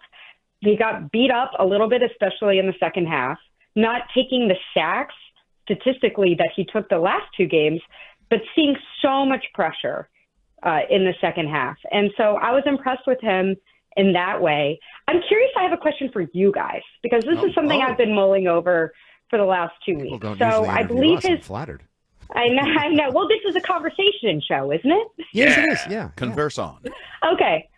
So I think he finished with a sub 90 passer rating for this game. And yet I feel better about him after this game than I did after his performance in Atlanta, in which he had another passer rating above 100. Where are you guys at with you using absolutely passer should. rating as well? I'm saying as a metric, where are you guys at with using passer rating? Because I think it's so flawed, and a lot of us stick to it because nobody outside of ESPN can really explain what QBR is. No, No one has any idea what QBR is, nor do I believe anyone on this program or that works for our station or in Pat's Nation cares how one comes to quantify QBR. I still stick to the old eye test. And while I was disappointed that Drake kind of forced it, throwing that another unfortunate red zone interception, what I saw out there today was a guy that was composed enough to hold up in the face of a nonstop aggressive defensive line from Tampa, playing still a reasonably friendly yet often hostile environment, and make big boy throws and lead his team to victory when it mattered most. So while his numbers may not be as gaudy or compared to other weeks, by far, I thought he played a terrific game today, Mego. Andy, what about you? Yeah, I'm similar to Fitzy. I mean, all these numbers, I'm not an analytics guy. I hate PFF and a lot of the modern numbers and all, but they're a tool. They're part of the process of evaluating, and sometimes they make you either, validate your own opinion or question your own opinion. But I thought Drake May, once the rain stopped, once that first initial because this is a talking point we're going to have, and I don't really want to have it today because I think this was a phenomenal win, and I don't really want to have does he have small hands, and is weather an issue for him, and is that going to be an issue someday? For me, today is not the day necessarily to have that conversation, but once he got past that, he made I think there's even somebody that charts him, like big-time throws. He made some big-time throws. And, those are what you need. That's what Baker Mayfield does. Baker Mayfield has always been the guy that the numbers aren't always going to be perfect with Baker Mayfield, but when you need a big-time throw, Baker Mayfield is often going to get you the big-time throw. Yep. And I thought Drake May did that today. I also thought, as Fitzy alluded to, I thought he took some vicious hits there. It was basically 3 straight plays from Vita Vea, the number 0 guy, and then the cheap shot, I thought, on the sideline. I thought that was true unnecessary roughness, but I guess by the letter of the law, you don't have to call it because he's Drake May and he's not Patrick Mahomes. Well, he's still technically in bounds. And we saw the flag. You know what he needs to do? He needs to go on Twitch like Jaylen Brown and bitch about that he's not getting the respect he deserves as a true MVP candidate because they wouldn't let that happen to Patrick Mahomes. Anyway, all of that to say, I thought he played a really good game, and if that's what 89 looks like, then screw it. I'll take the 89, and I'll move on with an 8-2 record and see you in the Super Bowl. Mego, as I'm showing the audience watching live on YouTube and Twitch right now, the word I went with was compelling. I thought today's game was very compelling, both in terms of just the sheer entertainment factor, as well as for those who wondered if the New England Patriots belonged in the conversation, belonged on the same field as the Buccaneers, and belonged in the Super Bowl discussion. You are now very compelled to say yes, yes, and yes. Andy, what was your word? So mine is a similar mindset. I went with validating. I think this win validated Drake May. I think this win validated Mike Vrabel and the Patriots. It even may have validated their approach to the trade deadline. They come out and they get arguably their best win of the year, coming on the heels of not investing or reinvesting in the roster. So I think on a lot of levels, this was validating for the New England organization. I wouldn't go so far as with the trade deadline. That watching some of the guys go down in this game, I was nervous. Did you see Elijah I'm a Ponder? little bit of a nervous Nelly, so I still feel that I don't want to renegotiate and revisit the trade deadline because I know you guys did it all week long and people are probably sick to death of it. But I wouldn't go that far. I wish that they would have done more. I don't know what will happen with Terrell Jennings now, but the way that these running backs drop like flies, I'm so happy for Travion Henderson, especially because his 2 touchdowns really bookended what was otherwise a bad offensive half.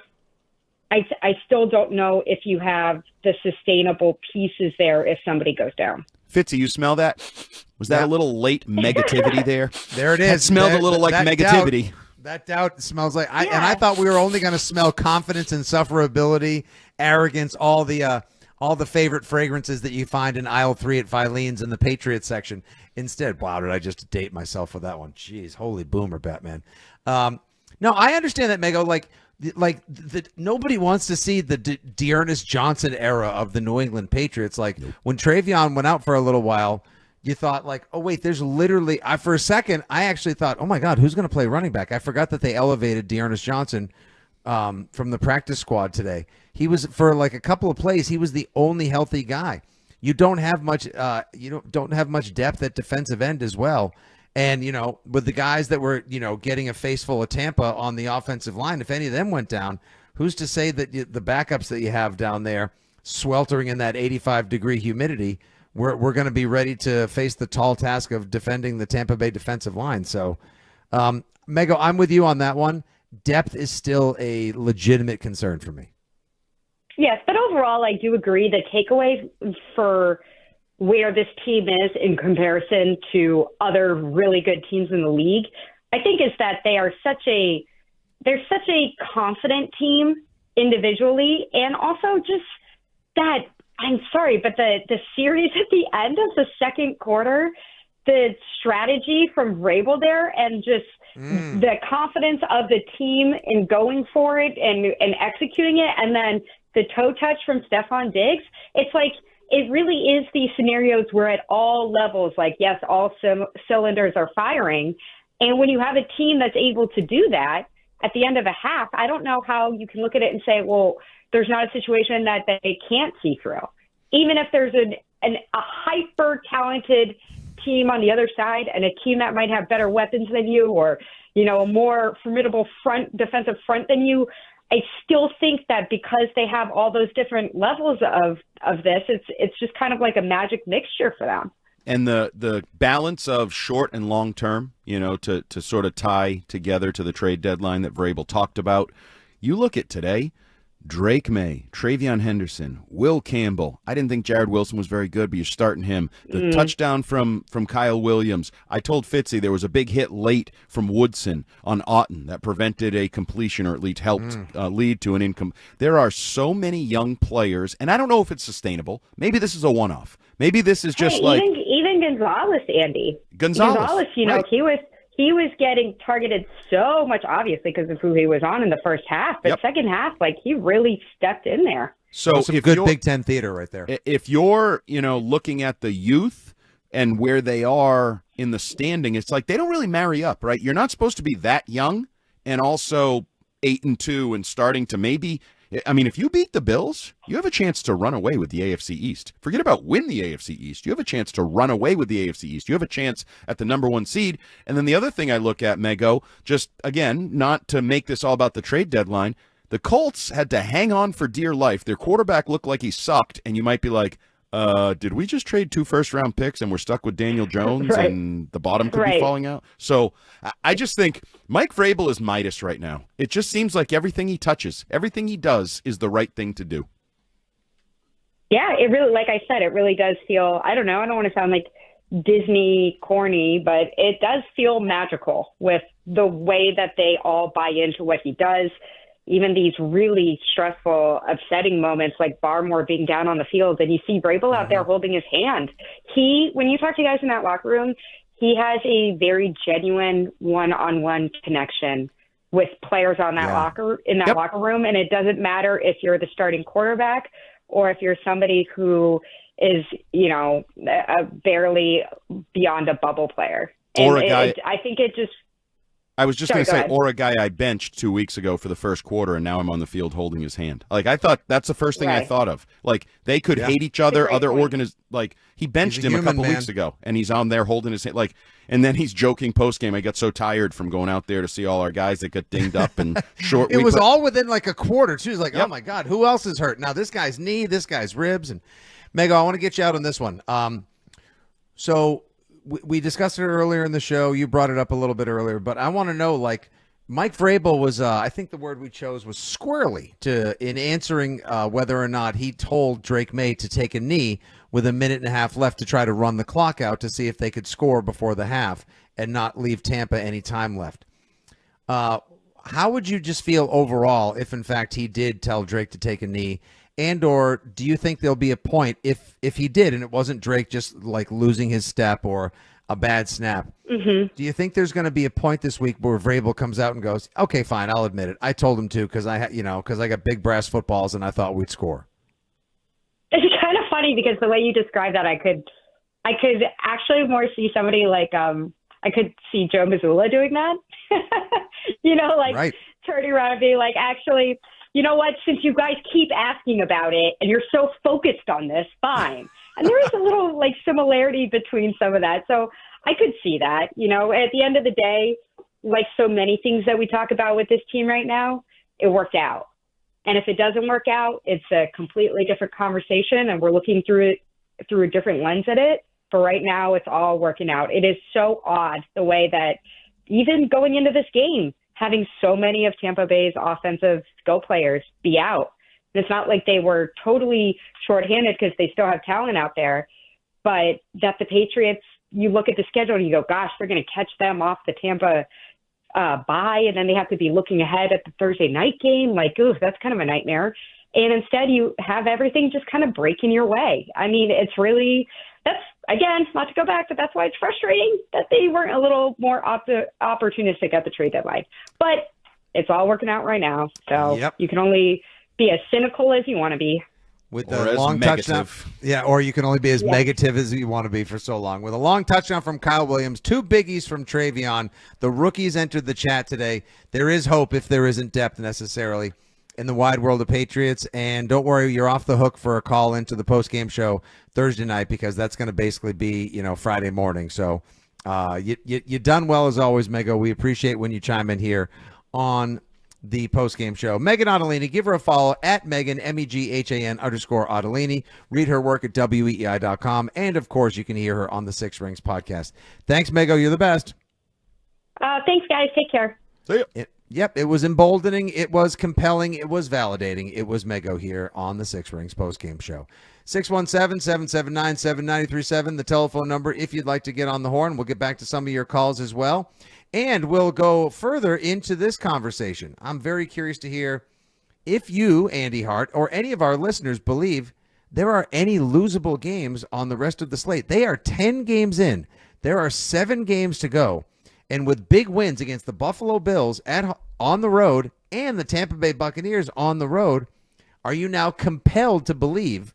Are you validated in your thought that the Pats could run the table? What's the toughest game remaining on the schedule, and what's the ceiling for this team with the MVP frontrunner? We'll get into it when we come back. You're listening to the Six Rings postgame show.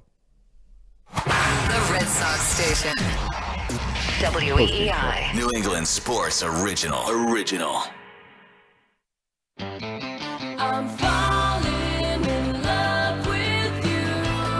Fall in love with driving a 2025 Subaru Outback.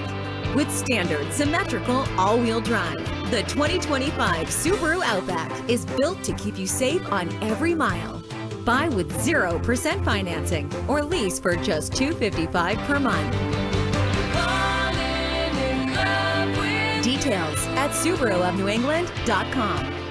They say diamonds are a girl's best friend, and that makes Springer's love's best friend. At Springer's, we believe your love, your passion, deserves our best. From the world's finest diamonds to bespoke designer jewelry and legendary timepieces. To our Page Estate collections and New England's most cherished engagement rings and wedding bands. Springer's is love's best friend. There's no guessing, no regrets. Because when you go, she'll know. Everyone knows. It's from Springer's. Get up to $20 off groceries with every flu vaccination at Shaw's Pharmacy or Star Market Pharmacy. Enjoy the convenience of getting your vaccinations up to date in your favorite local grocery store. Stop by the pharmacy to get your free flu shot today. Stay protected and safe because your health matters to us. Sincerely, Shaw's Pharmacy and Star Market Pharmacy. Terms and conditions apply. Visit your pharmacy for complete terms and conditions.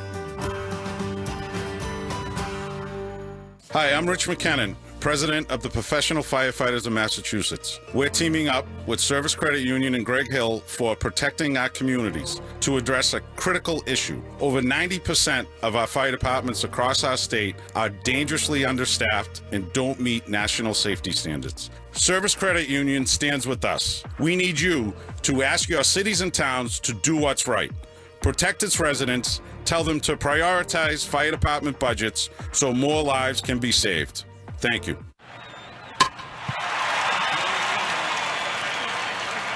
Hi, guys. This is the Rocket Roger Clemens. You don't pitch in the majors for 24 years without feeling it later. Shoulders, elbows, knees. Trust me, pain doesn't retire when you do. That's baseball legend Roger Clemens. I tried the ice. I tried rest, PT, nothing really worked. When I heard about QC Kinetics, the concept sounded promising. Non-surgical regenerative treatments that help your body heal itself without surgery. Sign me up, just what I needed, real lasting relief. Whether you're a former pro, a weekend golfer, or just want to walk around pain-free again, QC Kinetics uses cutting-edge technology and natural biologics to help restore and repair damaged tissue. I trusted them with my joints. Now I'm back doing what I love. Call QC Kinetics today and schedule your free consultation. Call QC Kinetics, 617-644-PAIN. That's 617-644-PAIN. 617-644-PAIN. Imagine being the wizard of your own home. With Xfinity, intelligent self-healing Wi-Fi fixes problems like magic. It boostifies speeds to your devices when you need it most, and makes your favorite Wicked content sparklify on every screen. All while a spell of protection helps keep your family safe online. When you're out in Oz, Xfinity Mobile joins Wi-Fi and 5G to keep your phone connected from here to the Emerald City. If you had the most intelligent Wi-Fi from Xfinity, everything would work together for good. And now you can cast a spell to stop time and keep your internet bill steady for 5 whole years. With the Xfinity 5-year price guarantee. No contracts or commitments with amazifying equipment included. Xfinity, imagine that. And see Wicked for good, only in theaters November 21st. Restrictions apply, select plans only. Xfinity Mobile requires Xfinity Internet. My perfect day has sand, salt water, and friends. But my moderate to severe plaque psoriasis can take me out of the moment. Now I'm all in with clearer skin thanks to Skyrizi. Risankizumab Riza, a prescription-only 150 milligram injection for adults who are candidates for systemic or phototherapy. With Skyrizi, most people saw 90% clearer skin, and many were even 100% plaque-free at 4 months. Skyrizi is just 4 doses a year after 2 starter doses. Don't use if allergic to Skyrizi. Serious allergic reactions, increased infections, or lower ability to fight them may occur. Before treatment, get checked for infections and tuberculosis. Tell your doctor about any flu-like symptoms or vaccines. Thanks to Skyrizi, there's nothing on my skin, and that means everything. Ask your doctor about Skyrizi, the #1 dermatologist-prescribed biologic in psoriasis. Visit Skyrizi.com or call 1-866-SKYRIZI to learn more.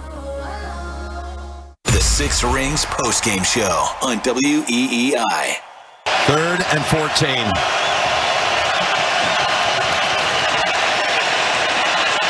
Going to go deep again. He's got a man open, and it's caught in stride by Hollins. Tackled at the 5-yard line. May has shown all year he's one of the great deep ball throwers in the league, and he connects for one for 56 yards. Stares down the barrel and watch. McCollum's just looking in the backfield. Doesn't expect you just to turn and throw a bomb perfectly. What a route by Hollins, having a game. And they're chanting MVP for the Pat fans. And look at that, staring down the barrel, knowing you're about to take the shot and delivering under incredible pressure. Wow.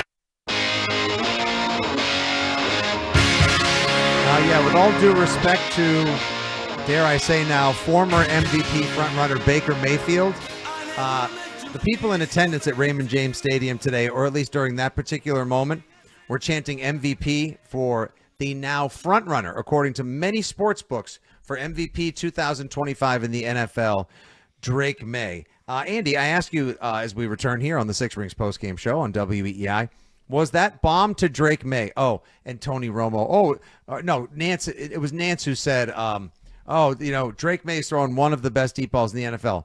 Who the hell else is throwing a better deep ball? And did you think that was his finest for the day? It probably was his best throw of the day. I thought the Kyle Williams throw was a nice throw. That little corner route or whatever that was that he then obviously went flying down the sideline. And I don't know if you saw that graphic making the rounds, but the Raymond James Stadium part of the scoreboard had like a rotational graphic of the fastest players of the day, and it was Travion Henderson and Kyle Williams atop the list for the whole league. next-gen stats pumped in there, and that hurts a little bit in the old home stadium. But, Drake missed a couple, and I did think he was adversely affected by the wet balls early and the rain a little bit. Wet footballs, yes. Yes, wet footballs. That's what I'm talking about. I don't know what you would be talking about. Oh. And also, Hardo of the Day. And I get to give out this award because, I'm in the Hardo Hall of You've Fame. definitely earned the mantle, yes. Jason Light on the sideline in, workout clothes and a towel around his neck. And I know it was raining, but, isn't he the guy that's usually in a suit when he's on the sideline? Today he decided he was coming. And I think Romo was like, clearly he just, finished a great workout or whatever as he steps on the side. That was a weird move. That's got to be one of the biggest, physical humble brags of all time. Your general manager, your pro player personnel director showing up in athleisure with a towel around his head. Oh, sorry, guys.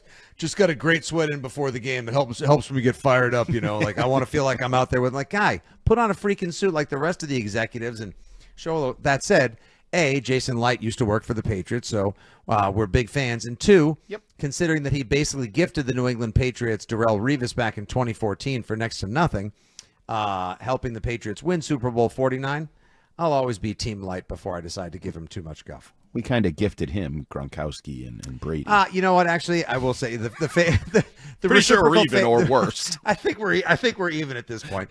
Let's go back to the phones, Andy. Richard is up in Salisbury. What's up, Rich? Hey guys, how?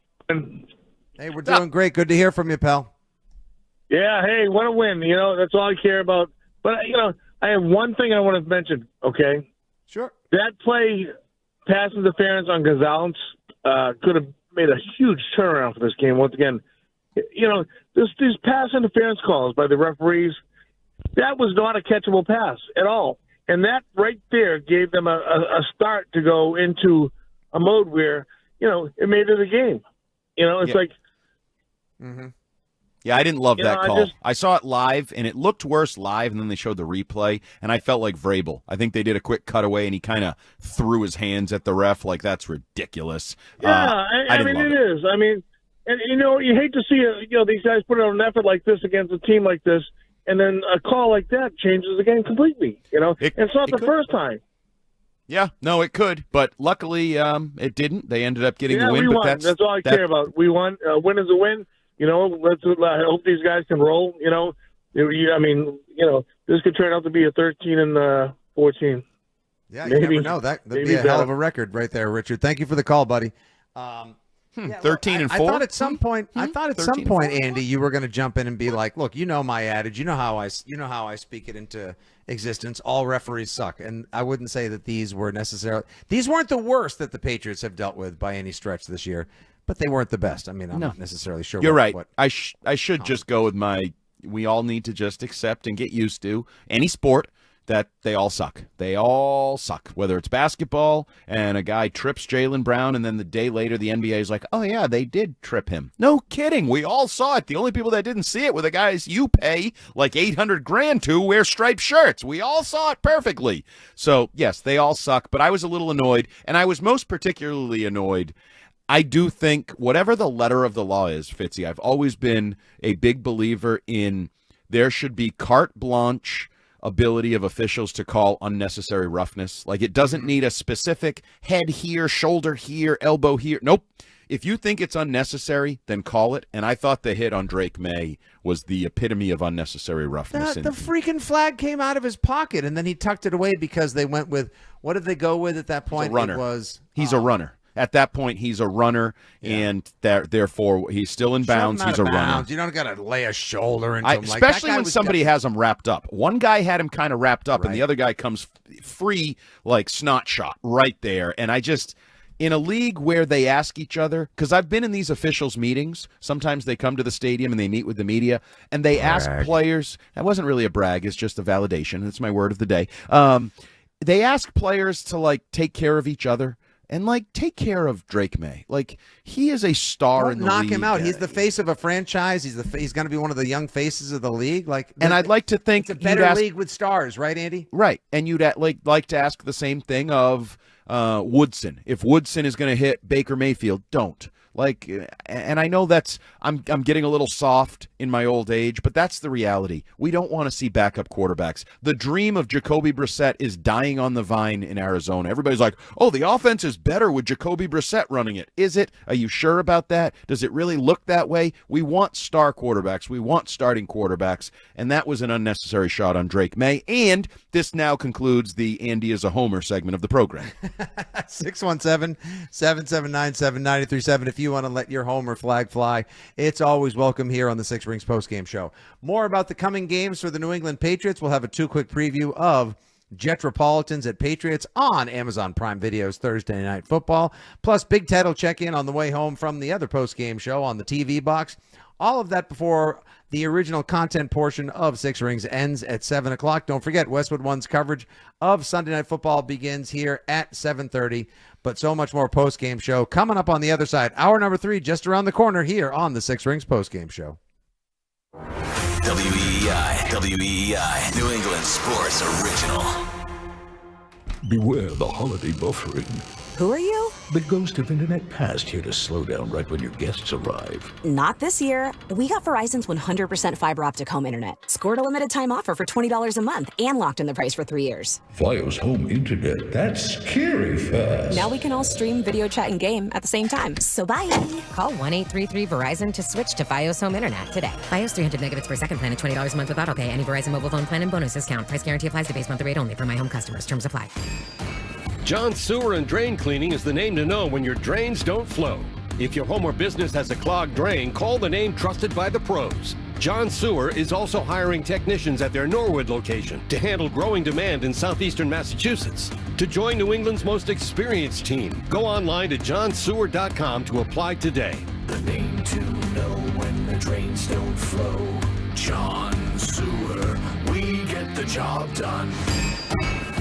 Dan Edelman here from the Phantom Gourmet, and yeah, I'm gonna talk about food. Tailgate food, zesty chili lime chicken wings, buffalo chicken pepper poppers with a fiery bite, crispy yet tender pork carnitas, and my favorite, melt-in-your-mouth barbecue ribs. Plus, wash it down with a spicy marg, hard seltzer, or the liquor of your choice. So who puts on a tailgate like that? You, while losing weight with Awaken 180. All this tasty stuff is program approved and the reason I chose Awaken 180. Passing up on flavor for weight loss was not the path for me, and it shouldn't be yours either. Whether it's hosting the game at your house, tailgating with friends, or a weekday night in, you will be satisfied, trust me. This time last year, I was 9 weeks in on Awaken 180 and already down 43 pounds in just 9 weeks. Experience how tasty losing weight can be and do what we all did. Choose the solution for weight loss, Awaken180weightloss.com. Another summer over, and you may have noticed that your energy is lower. Your workouts aren't as productive. Perhaps you aren't sleeping as well and feel foggy all the time. Maybe even your sex drive is off. This is Dale for Northeast Men's Health. And if you're experiencing some or all of these symptoms, it's likely you have low testosterone. And if that's what's going on with you, don't wait. You need to call us at Northeast Men's Health and get treated for your low T, because living with low testosterone is no way to live.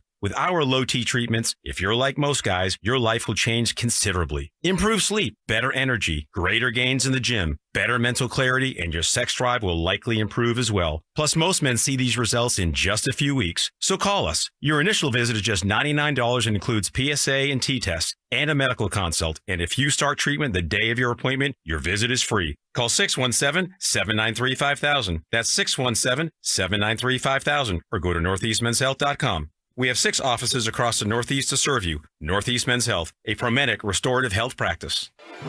Comcast Business can help turn your small business into a connected, secure, modern business. It's how retailers become constantly connecting must-visit shops. How restaurants become reliably up and running neighborhood favorites. How healthcare offices become the data-protecting caregivers that we all depend on. And how wealth management firms become cyber-securing guardians of your information. With reliable connectivity, enhanced cybersecurity, and Wi-Fi backup, your business can stay connected and get threat-ready with Comcast Business, powering possibilities. Get started with our reliable business internet. Plus, stay connected when you add Wi-Fi backup for just $35 a month. And ask about a $500 prepaid card on a qualifying gig bundle. Call today. Restrictions apply. Wireless Connect requires business internet for additional monthly charge. Taxes and other fees extra. Prepaid card offer ends 11/16/25. Could you benefit from a heart-healthy diet? If yes, here are 6 ways to start making small but meaningful changes in your daily routine. Choose lower sodium products. Look for packaging labeled reduced sodium, low sodium, or no salt added. These options make it easier to lower your intake without sacrificing flavor. Pick fresh or frozen foods. They are naturally lower in sodium compared to pre-seasoned, marinated, or brine selections. Limit or avoid processed meats. Items such as bacon, sausage, hot dogs, and deli meats usually contain high amounts of sodium and preservatives. Use herbs and spices. Herbs and spices can add great taste without added salt. Limit the use of pre-made sauces, mixes, and instant products. They usually have higher sodium levels to extend shelf life. Cook at home more often. Preparing meals from scratch gives you full control over the amount of sodium in your meals. Follow at MGB Health Plan on Instagram for more health and wellness tips. That's MGB Health Plan on Instagram. Broadcasting from the WEEI studios. Powered by Verizon. 93.7 WEEI FM and HD1, Lawrence, Boston. An Odyssey sports station. The Six Rings postgame show is presented by McFarland Energy, the region's most dependable provider of home heating oil delivery, as well as expert HVAC services at McFarlandEnergy.com, and by New England Recovery Center of Westboro on WEEI. Time now for the Six Rings postgame show, breaking down everything Patriots. Now, here's Fitzy and Hart on WEEI. Still keep Tonga, the defensive lineman, in as a fullback. They have not used that for play action yet. Each time he's in, they've ran it every time, and they do it again. They toss it. I didn't love it. Henderson got it away. He's got a chance to show off that speed. Henderson breaks his second one for a touchdown. Oh my gosh, he looked over at the coaching staff to say, should I go in to score or should I not? Should I go down? I've never seen that before, Jim. 69 yards. Travion Henderson. I love that Tony Romo on the broadcast today. The A team for CBS was treated to one hell of a game. Tony Romo says Travion Henderson on his second touchdown of the day, a 69-yarder, nice, looks over to the bench to ask if he should score. And, of course, Mike Vrabel tells him, yeah, go ahead, kid. Take it to the 6-point house. You earned it, and you deserve it. 2 touchdowns on the day for Travion Henderson, fantasy superstar, and now significant contributor to your New England Patriots, who, once again, are winners of 7 straight. Take it to 8-2, 5-0 on the road, and in possession of, I mean, it's a game and a half lead in the AFC East, Andy, but because you have that one against Miami and also now you are 2-0 in the division, doesn't it feel like it's more than just a game and a half lead in the AFC East? Oh, absolutely. And the way you're playing and the way they're playing and sort of everything that goes into it. Now, that can change quickly, right? I mean, Buffalo has obviously the chance later to come to New England and kind of reverse what you did to them and theirs. But right now, I think the biggest challenge right now is Mike Vrabel has to keep this team humble and reined in and whatever it's going to be. Now, I do think one thing that helps that this week is short week. You just hammer them. Don't let up. You know, anybody can lose on Thursday Night Football. These short weeks are killers. They take out the best of teams, and we're not the best of teams, blah, blah, blah. Mm-hmm. But I think the biggest challenge he faces right now is, and it's weird to say, is this team not getting out over its skis, staying humble, not getting expectant, not listening to us. You got people like us that are like, see you in Santa Clara, baby. We're getting our group text chain. We're getting like, Patriots, Rams. I'm calling it now for the Super Bowl, round 3. Like everybody outside the building is getting ahead of themselves. They can't get ahead of themselves inside that building. Okay, so right now, let's quickly run through the AFC and then take a too early look at the rest of the schedule. Is there anyone in the AFC North right now save for maybe the Ravens that gives you pause or makes you think that the Patriots couldn't take a trip to Santa Clara to represent the American Football Conference? Yeah, the Ravens are the challenge with Lamar coming back and potentially hitting him. Now. And then they're getting a little healthier on defense as well. The Patriots' run defense will bury it in this nice victory, but they did give up their first 50-yard rusher of the season for a running back. Cancel the season. I'm just saying. Derrick Henry, you look at that challenge of Derrick Henry and Lamar, but they need to prove they can get there, and they need to prove that they didn't dig too big a hole early in the season. That's the one thing. You've put yourself in nice position here as a Patriot to your late season hiccup isn't going to derail anything. And there'll be a hiccup, right? Can we agree that there's probably a loss you would prefer to have back on the horizon, that this team probably has some unfortunate misstep at some point? Well, let's hope right now. Let's just put it out there into the ethos and speak it into existence. Let's hope it's not injury related. Well, and it could be. I mean, you're getting banged up. Who knows who the running backs are? For all I know, Travion Henderson, when they, take the tape off today, they're going to be like, oh, that really swelled up. I'm surprised you could run that. The adrenaline stops, and all of a sudden it's like, yay, boy. And all of a sudden you have no backs for the Jets game on Thursday? Yeah, like you have, Tonga getting carries in the backfield because, well, it says here you're in the backfield. You're part Ring, hello, is J.J. Taylor home? Sir, would you mind coming back? We have a locker saved for you. It's right down the hall from where you used to be. There's going to be, or just a hiccup, because I don't love this game this week, and we don't need to get into preview mode. We'll save that later in the week on WEEI afternoons, but I don't love big road win where you got banged up heading into division Thursday night game. That to me has it just feels a little against dirty a team playing with house money, everyone wrote us off the rest of the way. What do we have to lose? Here comes everything under the kitchen sink with the sink and the phone book. Yeah. And I'm not going to I think the Patriots should win. I think they're the better team. I think Mike Vrabel's, a good coach and mature.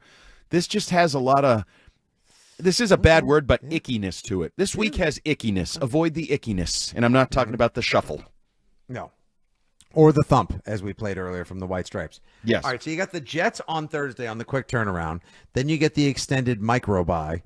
And your next game after that will be on the road November 23rd against the Bengals. Now, the Bengals obviously can score a whole lot of them points. Yes. But they also give up a whole lot of them points. That could be a deep ball contest. That could be just duck and chuck and, the kind of like they played last week. That could be in the 40s. Flacco's old enough to be Drake's dad. 100%. And that'll be instead of the 2 40-year-olds when it was Pittsburgh against Cincy and Rodgers and Flacco, now it's going to be like, hey, this guy could be your dad out there. Is it losable? I used to think that was losable just because he can chuck it and they can put up points. Yeah, I'm going to say that's still losable. I don't think they'll lose, but I think that is a losable game. Then what is the November 30th game? That's actually December 1st, isn't it? Isn't that the Giants? Yes. Oh, that's the Monday Night Football game. Yeah, that's not losable. No. You ain't losing to the Giants. If they lose at home to Jackson Dart, then pack it all up. If so, then that's that that's that ugly hiccup that you didn't see coming kind of game. Patriots go on the bye after that. Then they return to action at home against let's go Buffalo. Losable. Potentially losable. Yep. Although the Bills really the Bills have not played good football since the Pats. I won't say just smacked them in the mouth. Did the Patriots expose the Bills as frauds, Andy? Well, I don't know if they exposed them, but the Bills are not as good as they've been in the past. They lost Mac Hollins, for example. It's seemingly a minor loss, but that's a little bit of a move that makes a good team not as good, right? He has made the Patriots better, and he made the Bills worse with his change of uniform. And they lost Ed Oliver, got dinged up. Is he out for the rest of the season? I believe he is. And and Josh Allen is not playing his best football. He's turning it over a little bit more, turning it over in the red zone, doing some of those things. He's definitely pressing 100%. So you put that now. Will it stun me if the Bills come to Foxborough and beat the Patriots? It would not stun me at all because Josh Allen at any point can just out Drake. You know how we said previously in Buffalo, Drake May out Josh Allen. Now Josh Allen has to come to Gillette and out Drake May if he's going to get the win. I see what you did there. Is it too late on a Sunday? Nope, that's fine. It's fine. Don't do it Thursday night post game though. That'll be too late. Good Lord, no. Then we've got December 21st. Patriots travel to Baltimore to take on the surging Baltimore Ravens, a team that many believe still will win the AFC North, even though they still technically, actually legitimately have a losing record. That could be a losable game. Then you finish up the season with Patriots at Jets on December 28th. And then January 4th, at a time to be determined, the Dolphins kick off the 2026 year with a trip to Foxborough to wrap up the 2025 season. I mean, what they're 8-2. The two games they lost, they both should have won. Most definitely the latter of the two.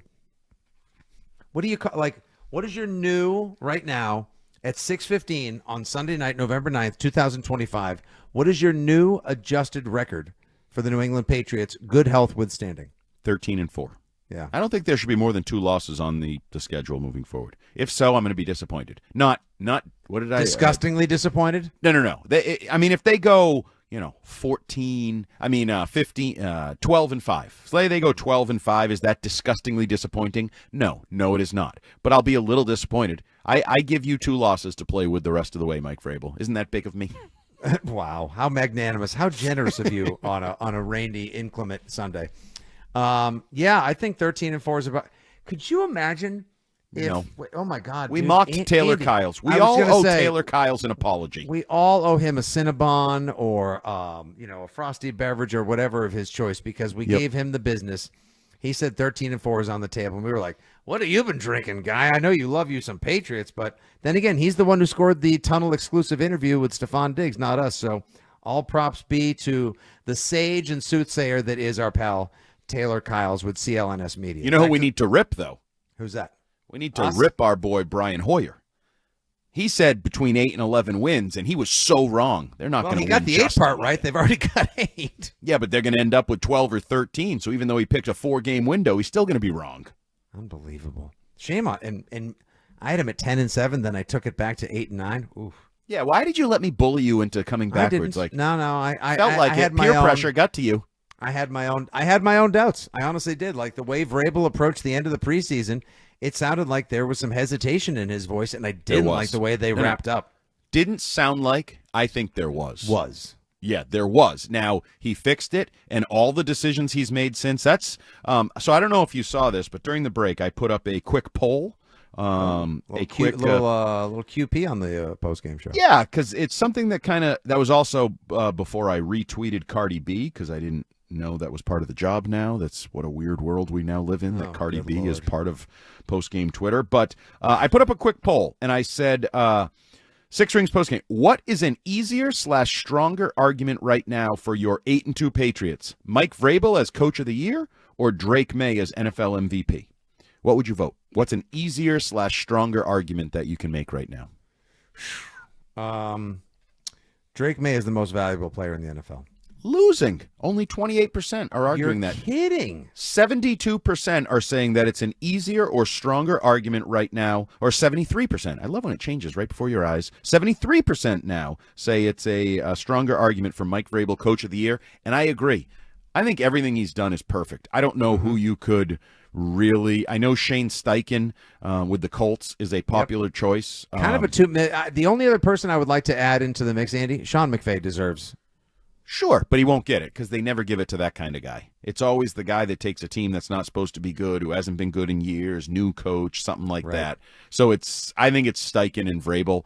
And I think Vrabel, for everything he's done, things we've questioned along the way, sticking with Stevenson, game balls for Borregales, even in games in which he missed, everything holding he's Barmore's done. hand on the ground 2 weeks after he benched the guy. All of it, and the common theme of we're going to need everybody. And today's a perfect example. They needed everybody. They're getting big play touchdowns from their rookies who had basically been busts. We're all like, oh, he's a bust. He's a bust. Now they're in the end zone dancing and showing off their 22-mile-an-hour speed as fastest in the league. So I actually agree with the voters. I like Drake May for MVP, but I don't think there's another head coach candidate right now. At 8-2, Mike Vrabel is the coach of the year. Okay, so I just want to mention this, grab a call, and then we'll trend, and hopefully we'll have a chance to connect with Big Ted here as we get closer to wrapping up the show. And, of course, you're not going to want to go anywhere before thumbs up, thumbs down.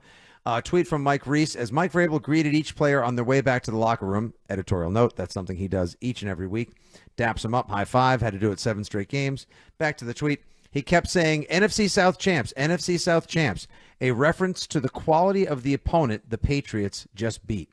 That's good coaching right there. That's not the on-field. That's the off-field stuff. He's reminding them, not only is that a win, you just went on the road and you beat the team that won the NFC South last year and is likely going to win it again this year as well. Man, you're right. He is on a heater, and there's a good reason why people are now voting that it's more likely Vrabel wins Coach of the Year than Drake May wins MVP. However, 2 things can be true at once, as we've learned on the afternoon show. They could have a little doubleheader, a little bang bang there. Would that surprise you? It would.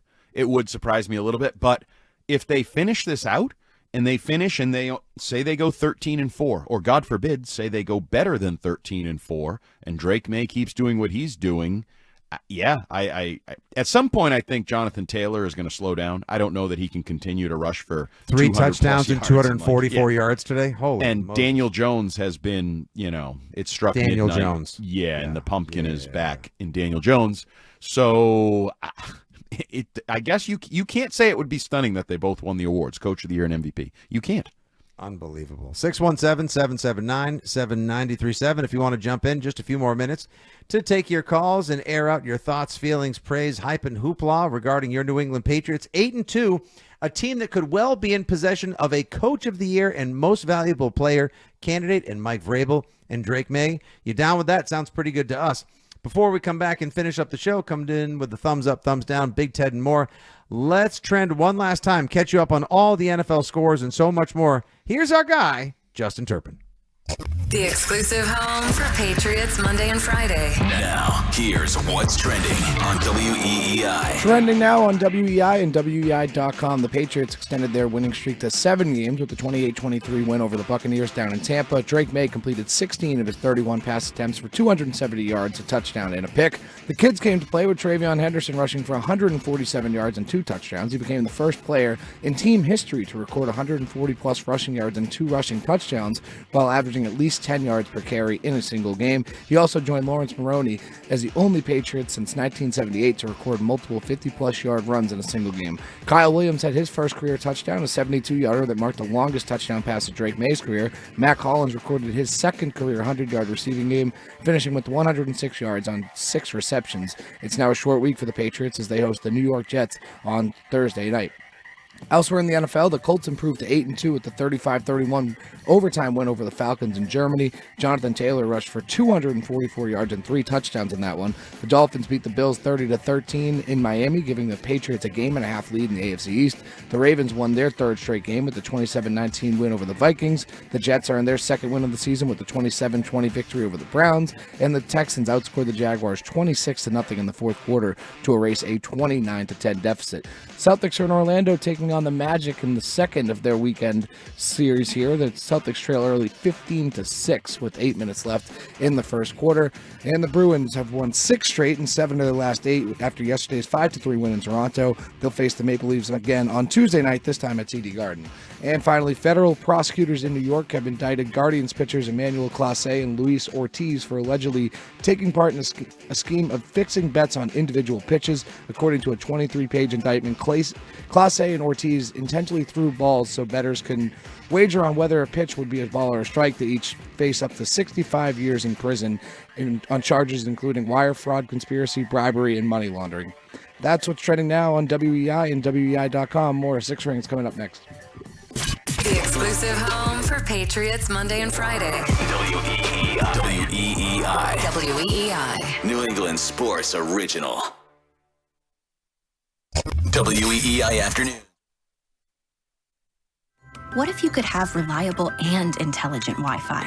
And get this, what if you could keep it at the same price for 5 years? That's the Xfinity 5-year price guarantee.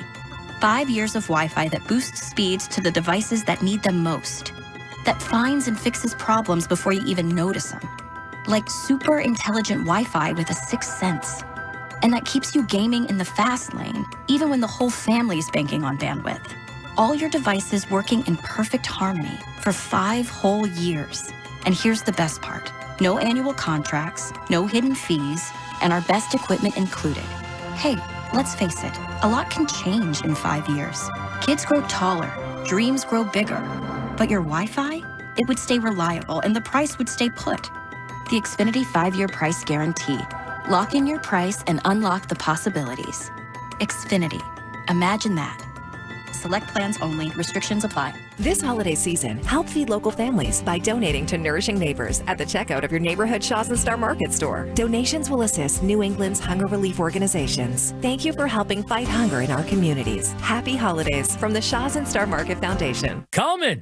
It's electric. When you need an electrician, call Coleman Electric. From Boston to Bow, New Hampshire, south to Sandwich, west to Worcester, Coleman Electric has an office around your corner and up your block. Remember, it's not Coleman, it's Coleman. Kuhlman. It's electric. We all hear the radio ads about the IRS. They tell you to be afraid, to be scared, and they try to frighten you into calling. I'm not here to do that. Tax Relief Advocates is different. TRA is here to tell you that if you owe money to the IRS, whether it's $5,000, $50,000, or $500,000, we have a solution. It doesn't matter if you're sitting in your car, at work, or with your kids. No matter where you are, call now. 800-575-9834. Don't lose hope. TRA can eliminate or reduce what you owe to the IRS. Generous programs are now available that can give you a fresh start. Our passion is taxes and helping individuals fix their IRS problems. We have over 1,000 5-star reviews on Google and an A+ with the Better Business Bureau. You don't need to be afraid of the IRS any longer. End your tax nightmare today by visiting us online at TRA.com or call 800-575-9834. That's 800-575-9834. Tax Relief Advocates. Real solutions for real people. This is the story of the one. As a maintenance supervisor at a manufacturing facility, he knows keeping the line up and running is a top priority. That's why he chooses Grainger. Because when a drive belt gets damaged, Grainger makes it easy to find the exact specs for the replacement product he needs. And next day delivery helps ensure he'll have everything in place and running like clockwork. Call 1-800-GRAINGER, click Grainger.com, or just stop by. Grainger, for the ones who get it done. This holiday season, Target has your back with irresistibly cool gifts for everyone on your list. For the trendsetter, start with affordable beauty kits and gift sets. Need something the whole fam will love? Grab snuggly matching fits in every size and style. And for the thrill seekers, don't forget the hottest toys and tech of the season. Target's got you covered with the best deals for endless fun. Shop in store or online. And step into the holidays with Target. Restrictions apply. This is the Six Rings postgame show on WEEI.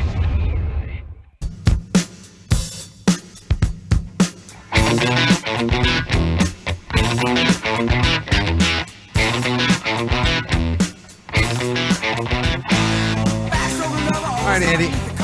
Obviously, we, like so many in Patriots Nation, are in such a good mood right now, weather withstanding. Forthcoming darkness and cold weather to be damned like the torpedoes. I wonder, and it's late in the show for somebody like himself to be calling in, but I'm curious. Do you fancy a flirtation with the dark side right now? Absolutely. All right, Jake in Boston. What do you got? Well, you know, the tisk in your voice when you had to mention Cardi B and how, like, that is part of this now, and you have to cover Cardi B's involvement. It's kind of think big picture here. So the Super Bowl halftime show is Bad Bunny, right? Yeah. Unless we switch to George Strait. Okay, well, so it's gonna be Bad you Bunny. realize that Bad Bunny has very limited English songs, but on one of them, Cardi B is very much involved. And 2 years ago, we had all sorts of fun with Taylor Swift going from Asia to the U.S. And I think I said this to you guys a couple of weeks ago. If you want to believe the grand conspiracy behind all of this, Cardi B jumping out of Super Bowl halftime show and having a cameo while her husband plays on the field is absolute gold and what Patriot fans should be hoping for. So that's one.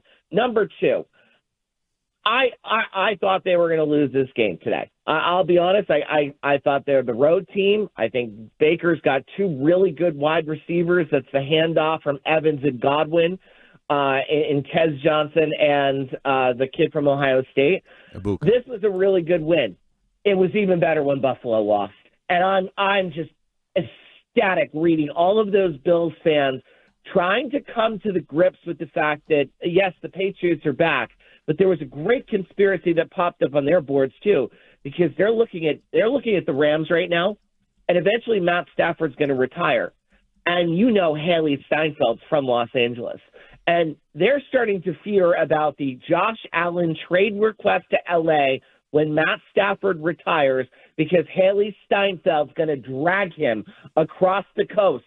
Drag him to the West Coast. Today was a really, really good day for the Patriots. It's an even better day when you look at two conspiracy theories that might be coming to grips with reality, i.e. the NFL's interest in the Patriots and Cardi B in the Super Bowl to promote the halftime show, and number two, Haley Steinfeld potentially dragging Josh Allen to Los Angeles, back to the West Coast where they're both from.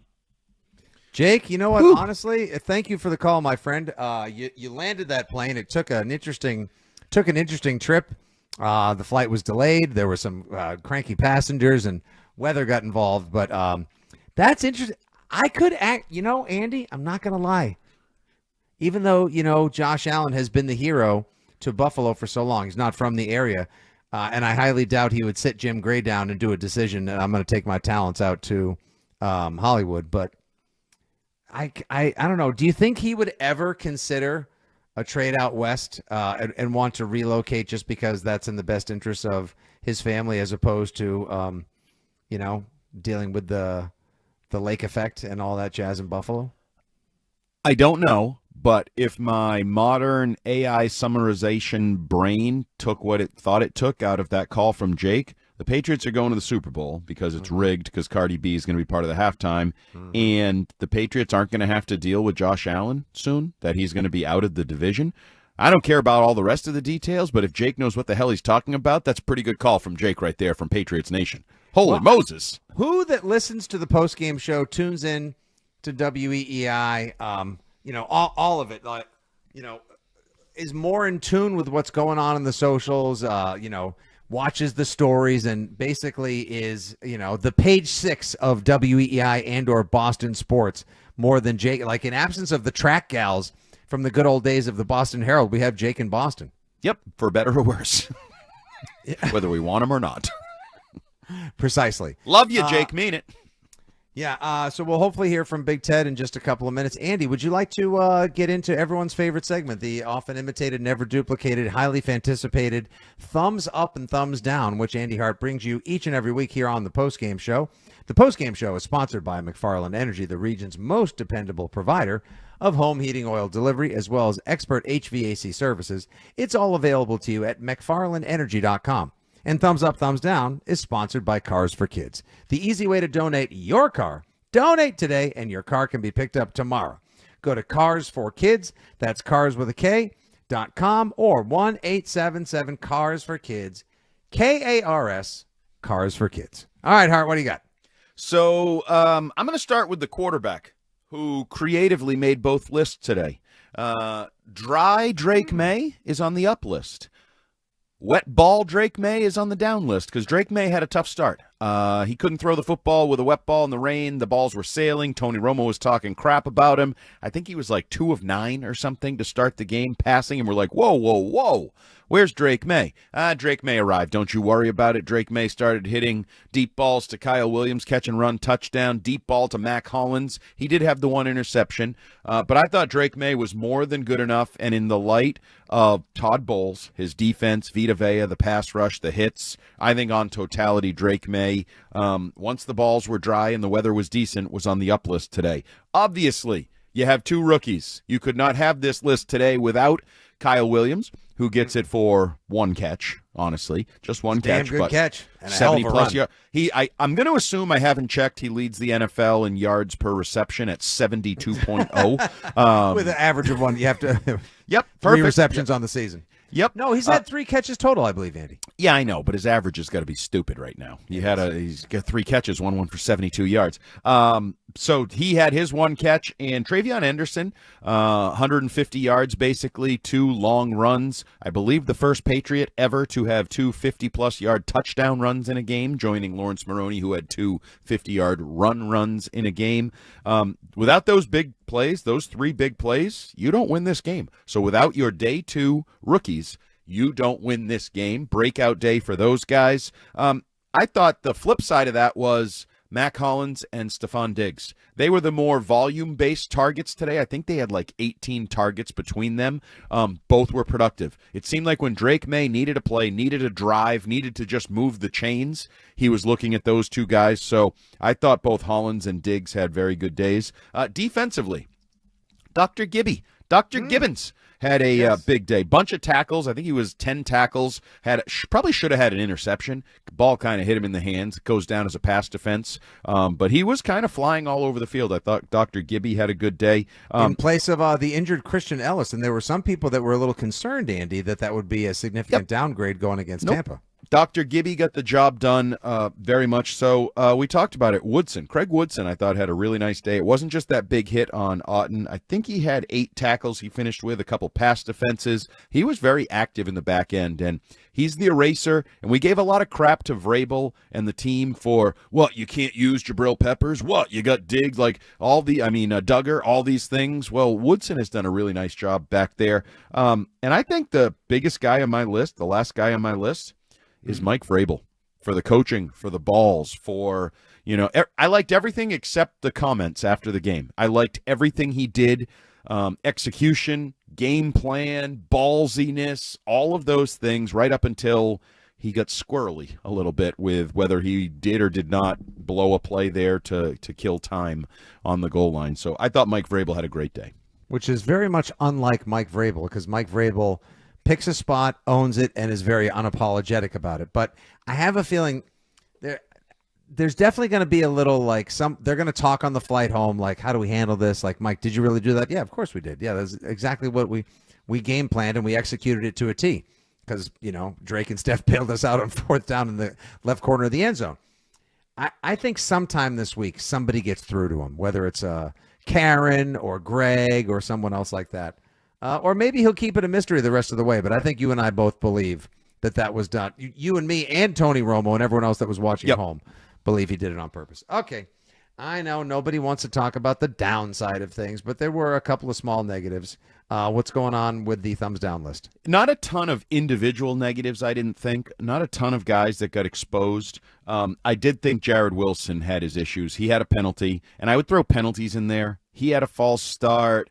Morgan Moses had a false start, and then there were a couple times where Wilson did get kind of smoked by Vita Vea in that front. But he's a young guy. He's a bit inevitable, though, I hate to say it. I agree. Vea's pretty good. And that's why I'm not going to belabor the point. But Jared Wilson, if you were going to tell me there was one guy I'd like to have a little competition for right now on that offensive line, I think it would be Jared Wilson. Efton Chisholm, he continues to stink on kick returns. He jumps sometimes at like the 20-yard line, and it's like, do you think you're going to jump all the way to the 30-yard line? Because that's where I'm looking for you to get to, somewhere out there. There was one today where there was a crease, and he just didn't have the speed to hit it. He doesn't have enough speed to be the kick returner. Not a huge deal, but he's part of it. We talked about it a little bit earlier. I think the defensive starts, you have to continue to wonder, why are you butter and the other team a hot knife on the first drive of the game? Why, and what changes there? Continue to figure that out.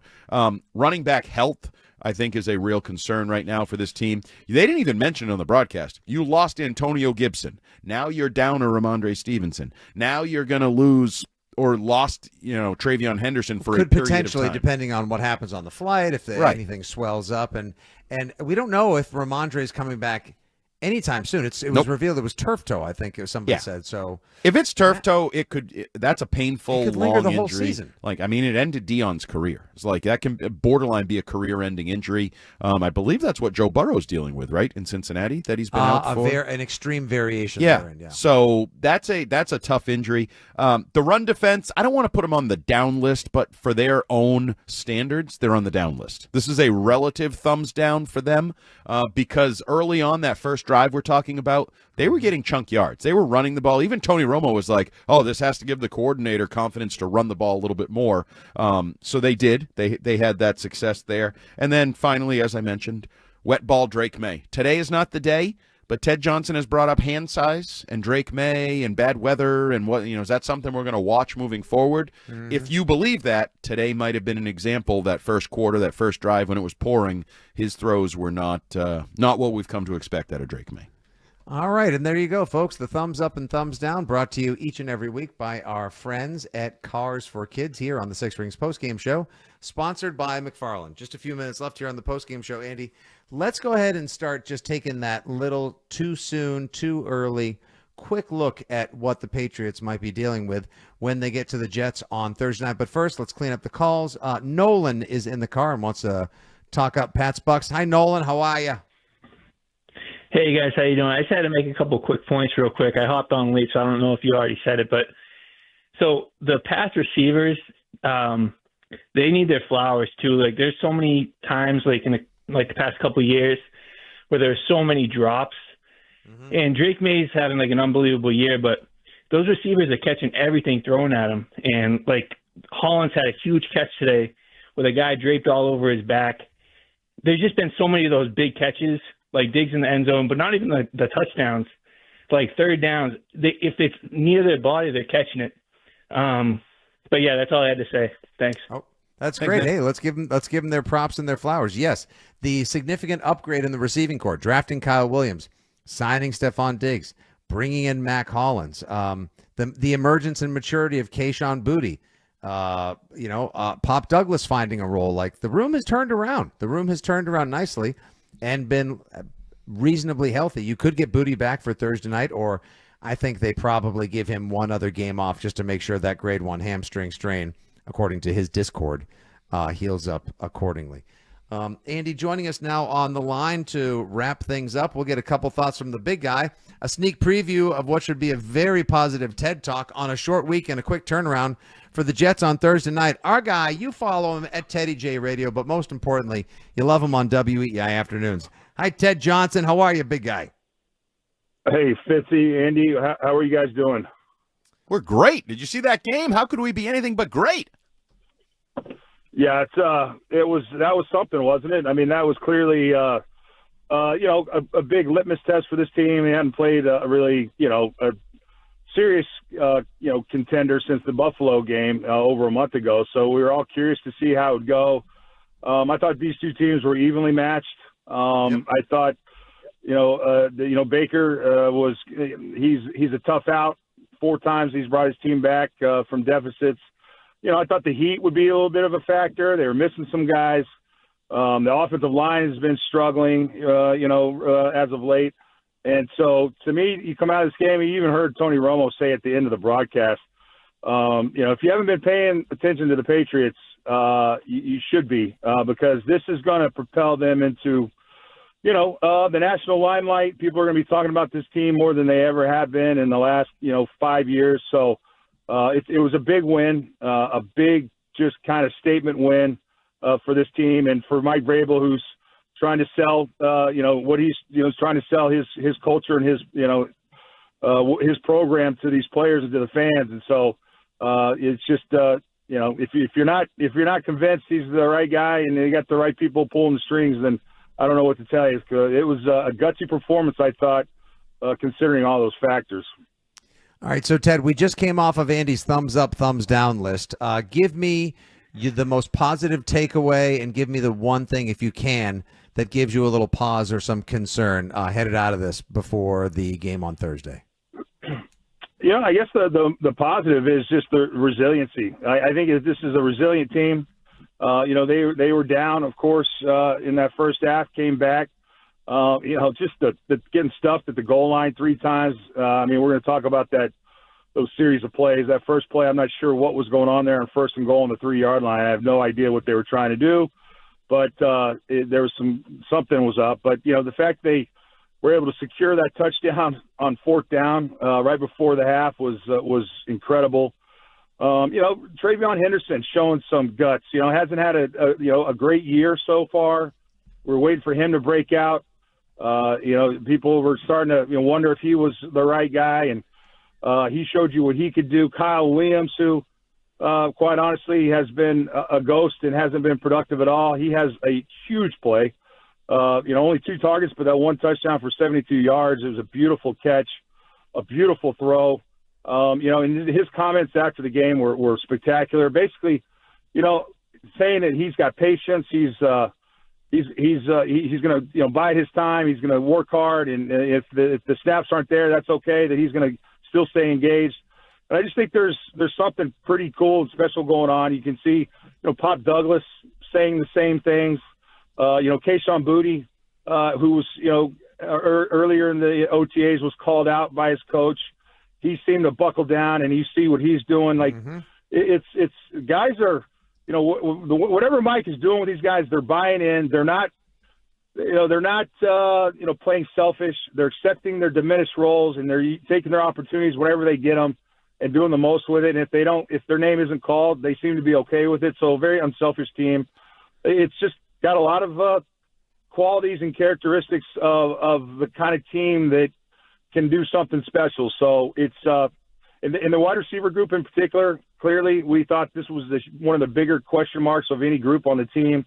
And to see the unselfish play, to see Steph Diggs being a leader like he is, a clutch player, but just a role model for all these guys is pretty good. I mean, a lot of the stuff that we were saying that had to happen for them to be successful, like, on the good end is happening. So that's great. Things that make me have pause, it's kind of hard it's really hard to say. I don't know what you take away and just go, maybe the interception by Drake, maybe trying to do a little bit too much. He's took a ton of hits. Even though he was they only got sacked once, he just got hit so many times, and you just go, my gosh, how many how many games can he do this where he just takes licks like that? It makes me nervous as hell, to be honest with you. So that would be like the only kind of thing that I just worry about is the overall health of the quarterback. And his desire to extend plays, to make the play as long as he can by not throwing the ball and not throwing it away. He gets tackled from behind a lot. Open field, his head slammed the turf again. So that's really it. Other than that, there's really not much to be too nitpicky about in any other phases of the game, in my opinion.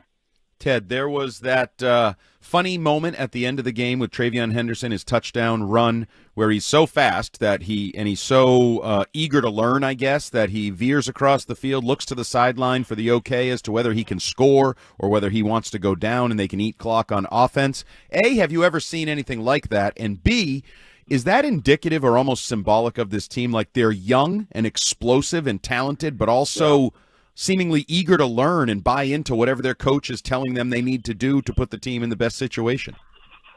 Yeah, no, Andy, to answer your question, I've never seen anybody look over the sidelines in the middle of a run. It was awesome. Ever. So that's a first. I was tripping from that. But it goes to show you, it's funny. That's how, something in his brain at that moment said, oh, crap, am I supposed to, should I score? What? Because obviously they've talked about it. And so you can see that, the team is more buttoned up. You don't see the penalties have gone way down. Although the execution wasn't great before half, they still were able to execute it. They were able to close the game out on defense. They were able to make that huge 3rd and 14 to Matt Collins. There's clutch plays. They're playing smart. They don't give up. They're resilient. The penalties have gone down. They're not making dumb mistakes. I mean, there's a couple of false starts that you're like, okay, but I think, the crowd noise had something to do with it. So it just feels so much more buttoned up now than it even did at the beginning of the season, and certainly more buttoned up than it's been around here in the last 5 years. So it's good to see clean football again and quarterback play at the highest level and buy-in at the highest level on both sides of the ball. Like you talked about the other day, Ted, 41 players coming in for a lift on their off day, talks about the buy-in, and that's exactly what you need to turn around a team that had only in the previous 2 seasons combined won 8 games, and now you have reached that total of 2 seasons past in just 10 games. 8-2 on the season, winners of 7 straight, 5-0 on the road, 1.5 games up in the AFC East. And can you believe this? You got a Coach of the Year candidate, and you have the MVP frontrunner according to the sports books, Teddy. It's it's remarkable. It's a hell of a run for us to get a chance to chew on and talk about on a daily basis. And thrilled to have you for a couple of minutes here. We're just about ready to wrap up the live portion of the post-game show. Thanks for giving us a few minutes, buddy. We will talk to you on Tuesday. Have a great show with Phil tomorrow, and enjoy the rest of your Sunday, big guy. All right, guys. My pleasure. We'll see you on Tuesday. Be good. Yes, sir. Ted Johnson joining us here on the Six Rings post-game show. Andy, we're about to wrap the live content portion of Six Rings and just get into the content replay from Coach, quarterback, and our interview with Mego. Any final thoughts? I thought that was one of the more enjoyable football games we've seen around here in a long time. You know, and I've been a broken record. I start with the entertainment value because that's what this is. It's sports entertainment, and we've been reminded of that in recent years when they weren't competing for championships but also weren't entertaining. They weren't giving us good 3-hour fun each and every week. Well, now we got the best of both worlds again because they're entertaining as hell. Their coach is fun. Their quarterback is fun. All these young players are fun. They're not jerks. We're not worrying about all those issues we talked about last year. And they're also competing for a championship. And that's the biggest takeaway from today. You are a Super Bowl contender, Fitzy. You're absolutely in contention. And I don't know. You could lose in the first round of the playoffs. I'm not saying that's guaranteeing anything, but I'm just saying, like, that conversation is a real one. And I think Ted's right. This is going to be a little coming out party for the Patriots as a team. The Drake May discussion has been coming. Now, get ready for First Take and whatever the hell else all these, like, morning shows are and those different things. They're going to be talking about the Patriots and Santa Clara and the Super Bowl and are they back and all the, like, as you joked about, you know, updating the Gillette Stadium so you can put another banner up there somewhere and all those things. They're going to contract somebody. I'm telling you, Robert and Jonathan will speak to somebody this week about, listen, we don't want to put the cart before the horse, but how much would it cost to have to tear that down and put in a 7? Like, they'll be willing to pay it, I guarantee. I can guarantee with the gate, the merch. Put the Tonga jerseys on sale in the Pats Pro Shop. Damn it. All right, give them a follow at Jumbo Hart. We will be back tomorrow with the WEEI afternoon show. It is a Patriots Monday on WEEI, so we will have Marcus Jones and Drake May live on the program as well. You'll hear from the coach, Mike Vrabel, during the Greg Hill Show, and, of course, Hunter Henry and the surprise question of the week on the midday show with Jones and Keefe. Great job by Justin M. Turpin producing the show today. Turp, thanks so much, buddy. Looking forward to whatever you bring Celtics-wise next. That'll do for the live content portion. Stay tuned. We've got the coach, we got the quarterback, and we got the Mego segment coming at you before Westwood One's coverage of Sunday Night Football, Stillers at Chargers. Stay tuned, everybody. This is the Six Rings postgame show. Pats win 28-23 over the Bucks. See ya. The Red Sox station. WEEI. New England Sports Original.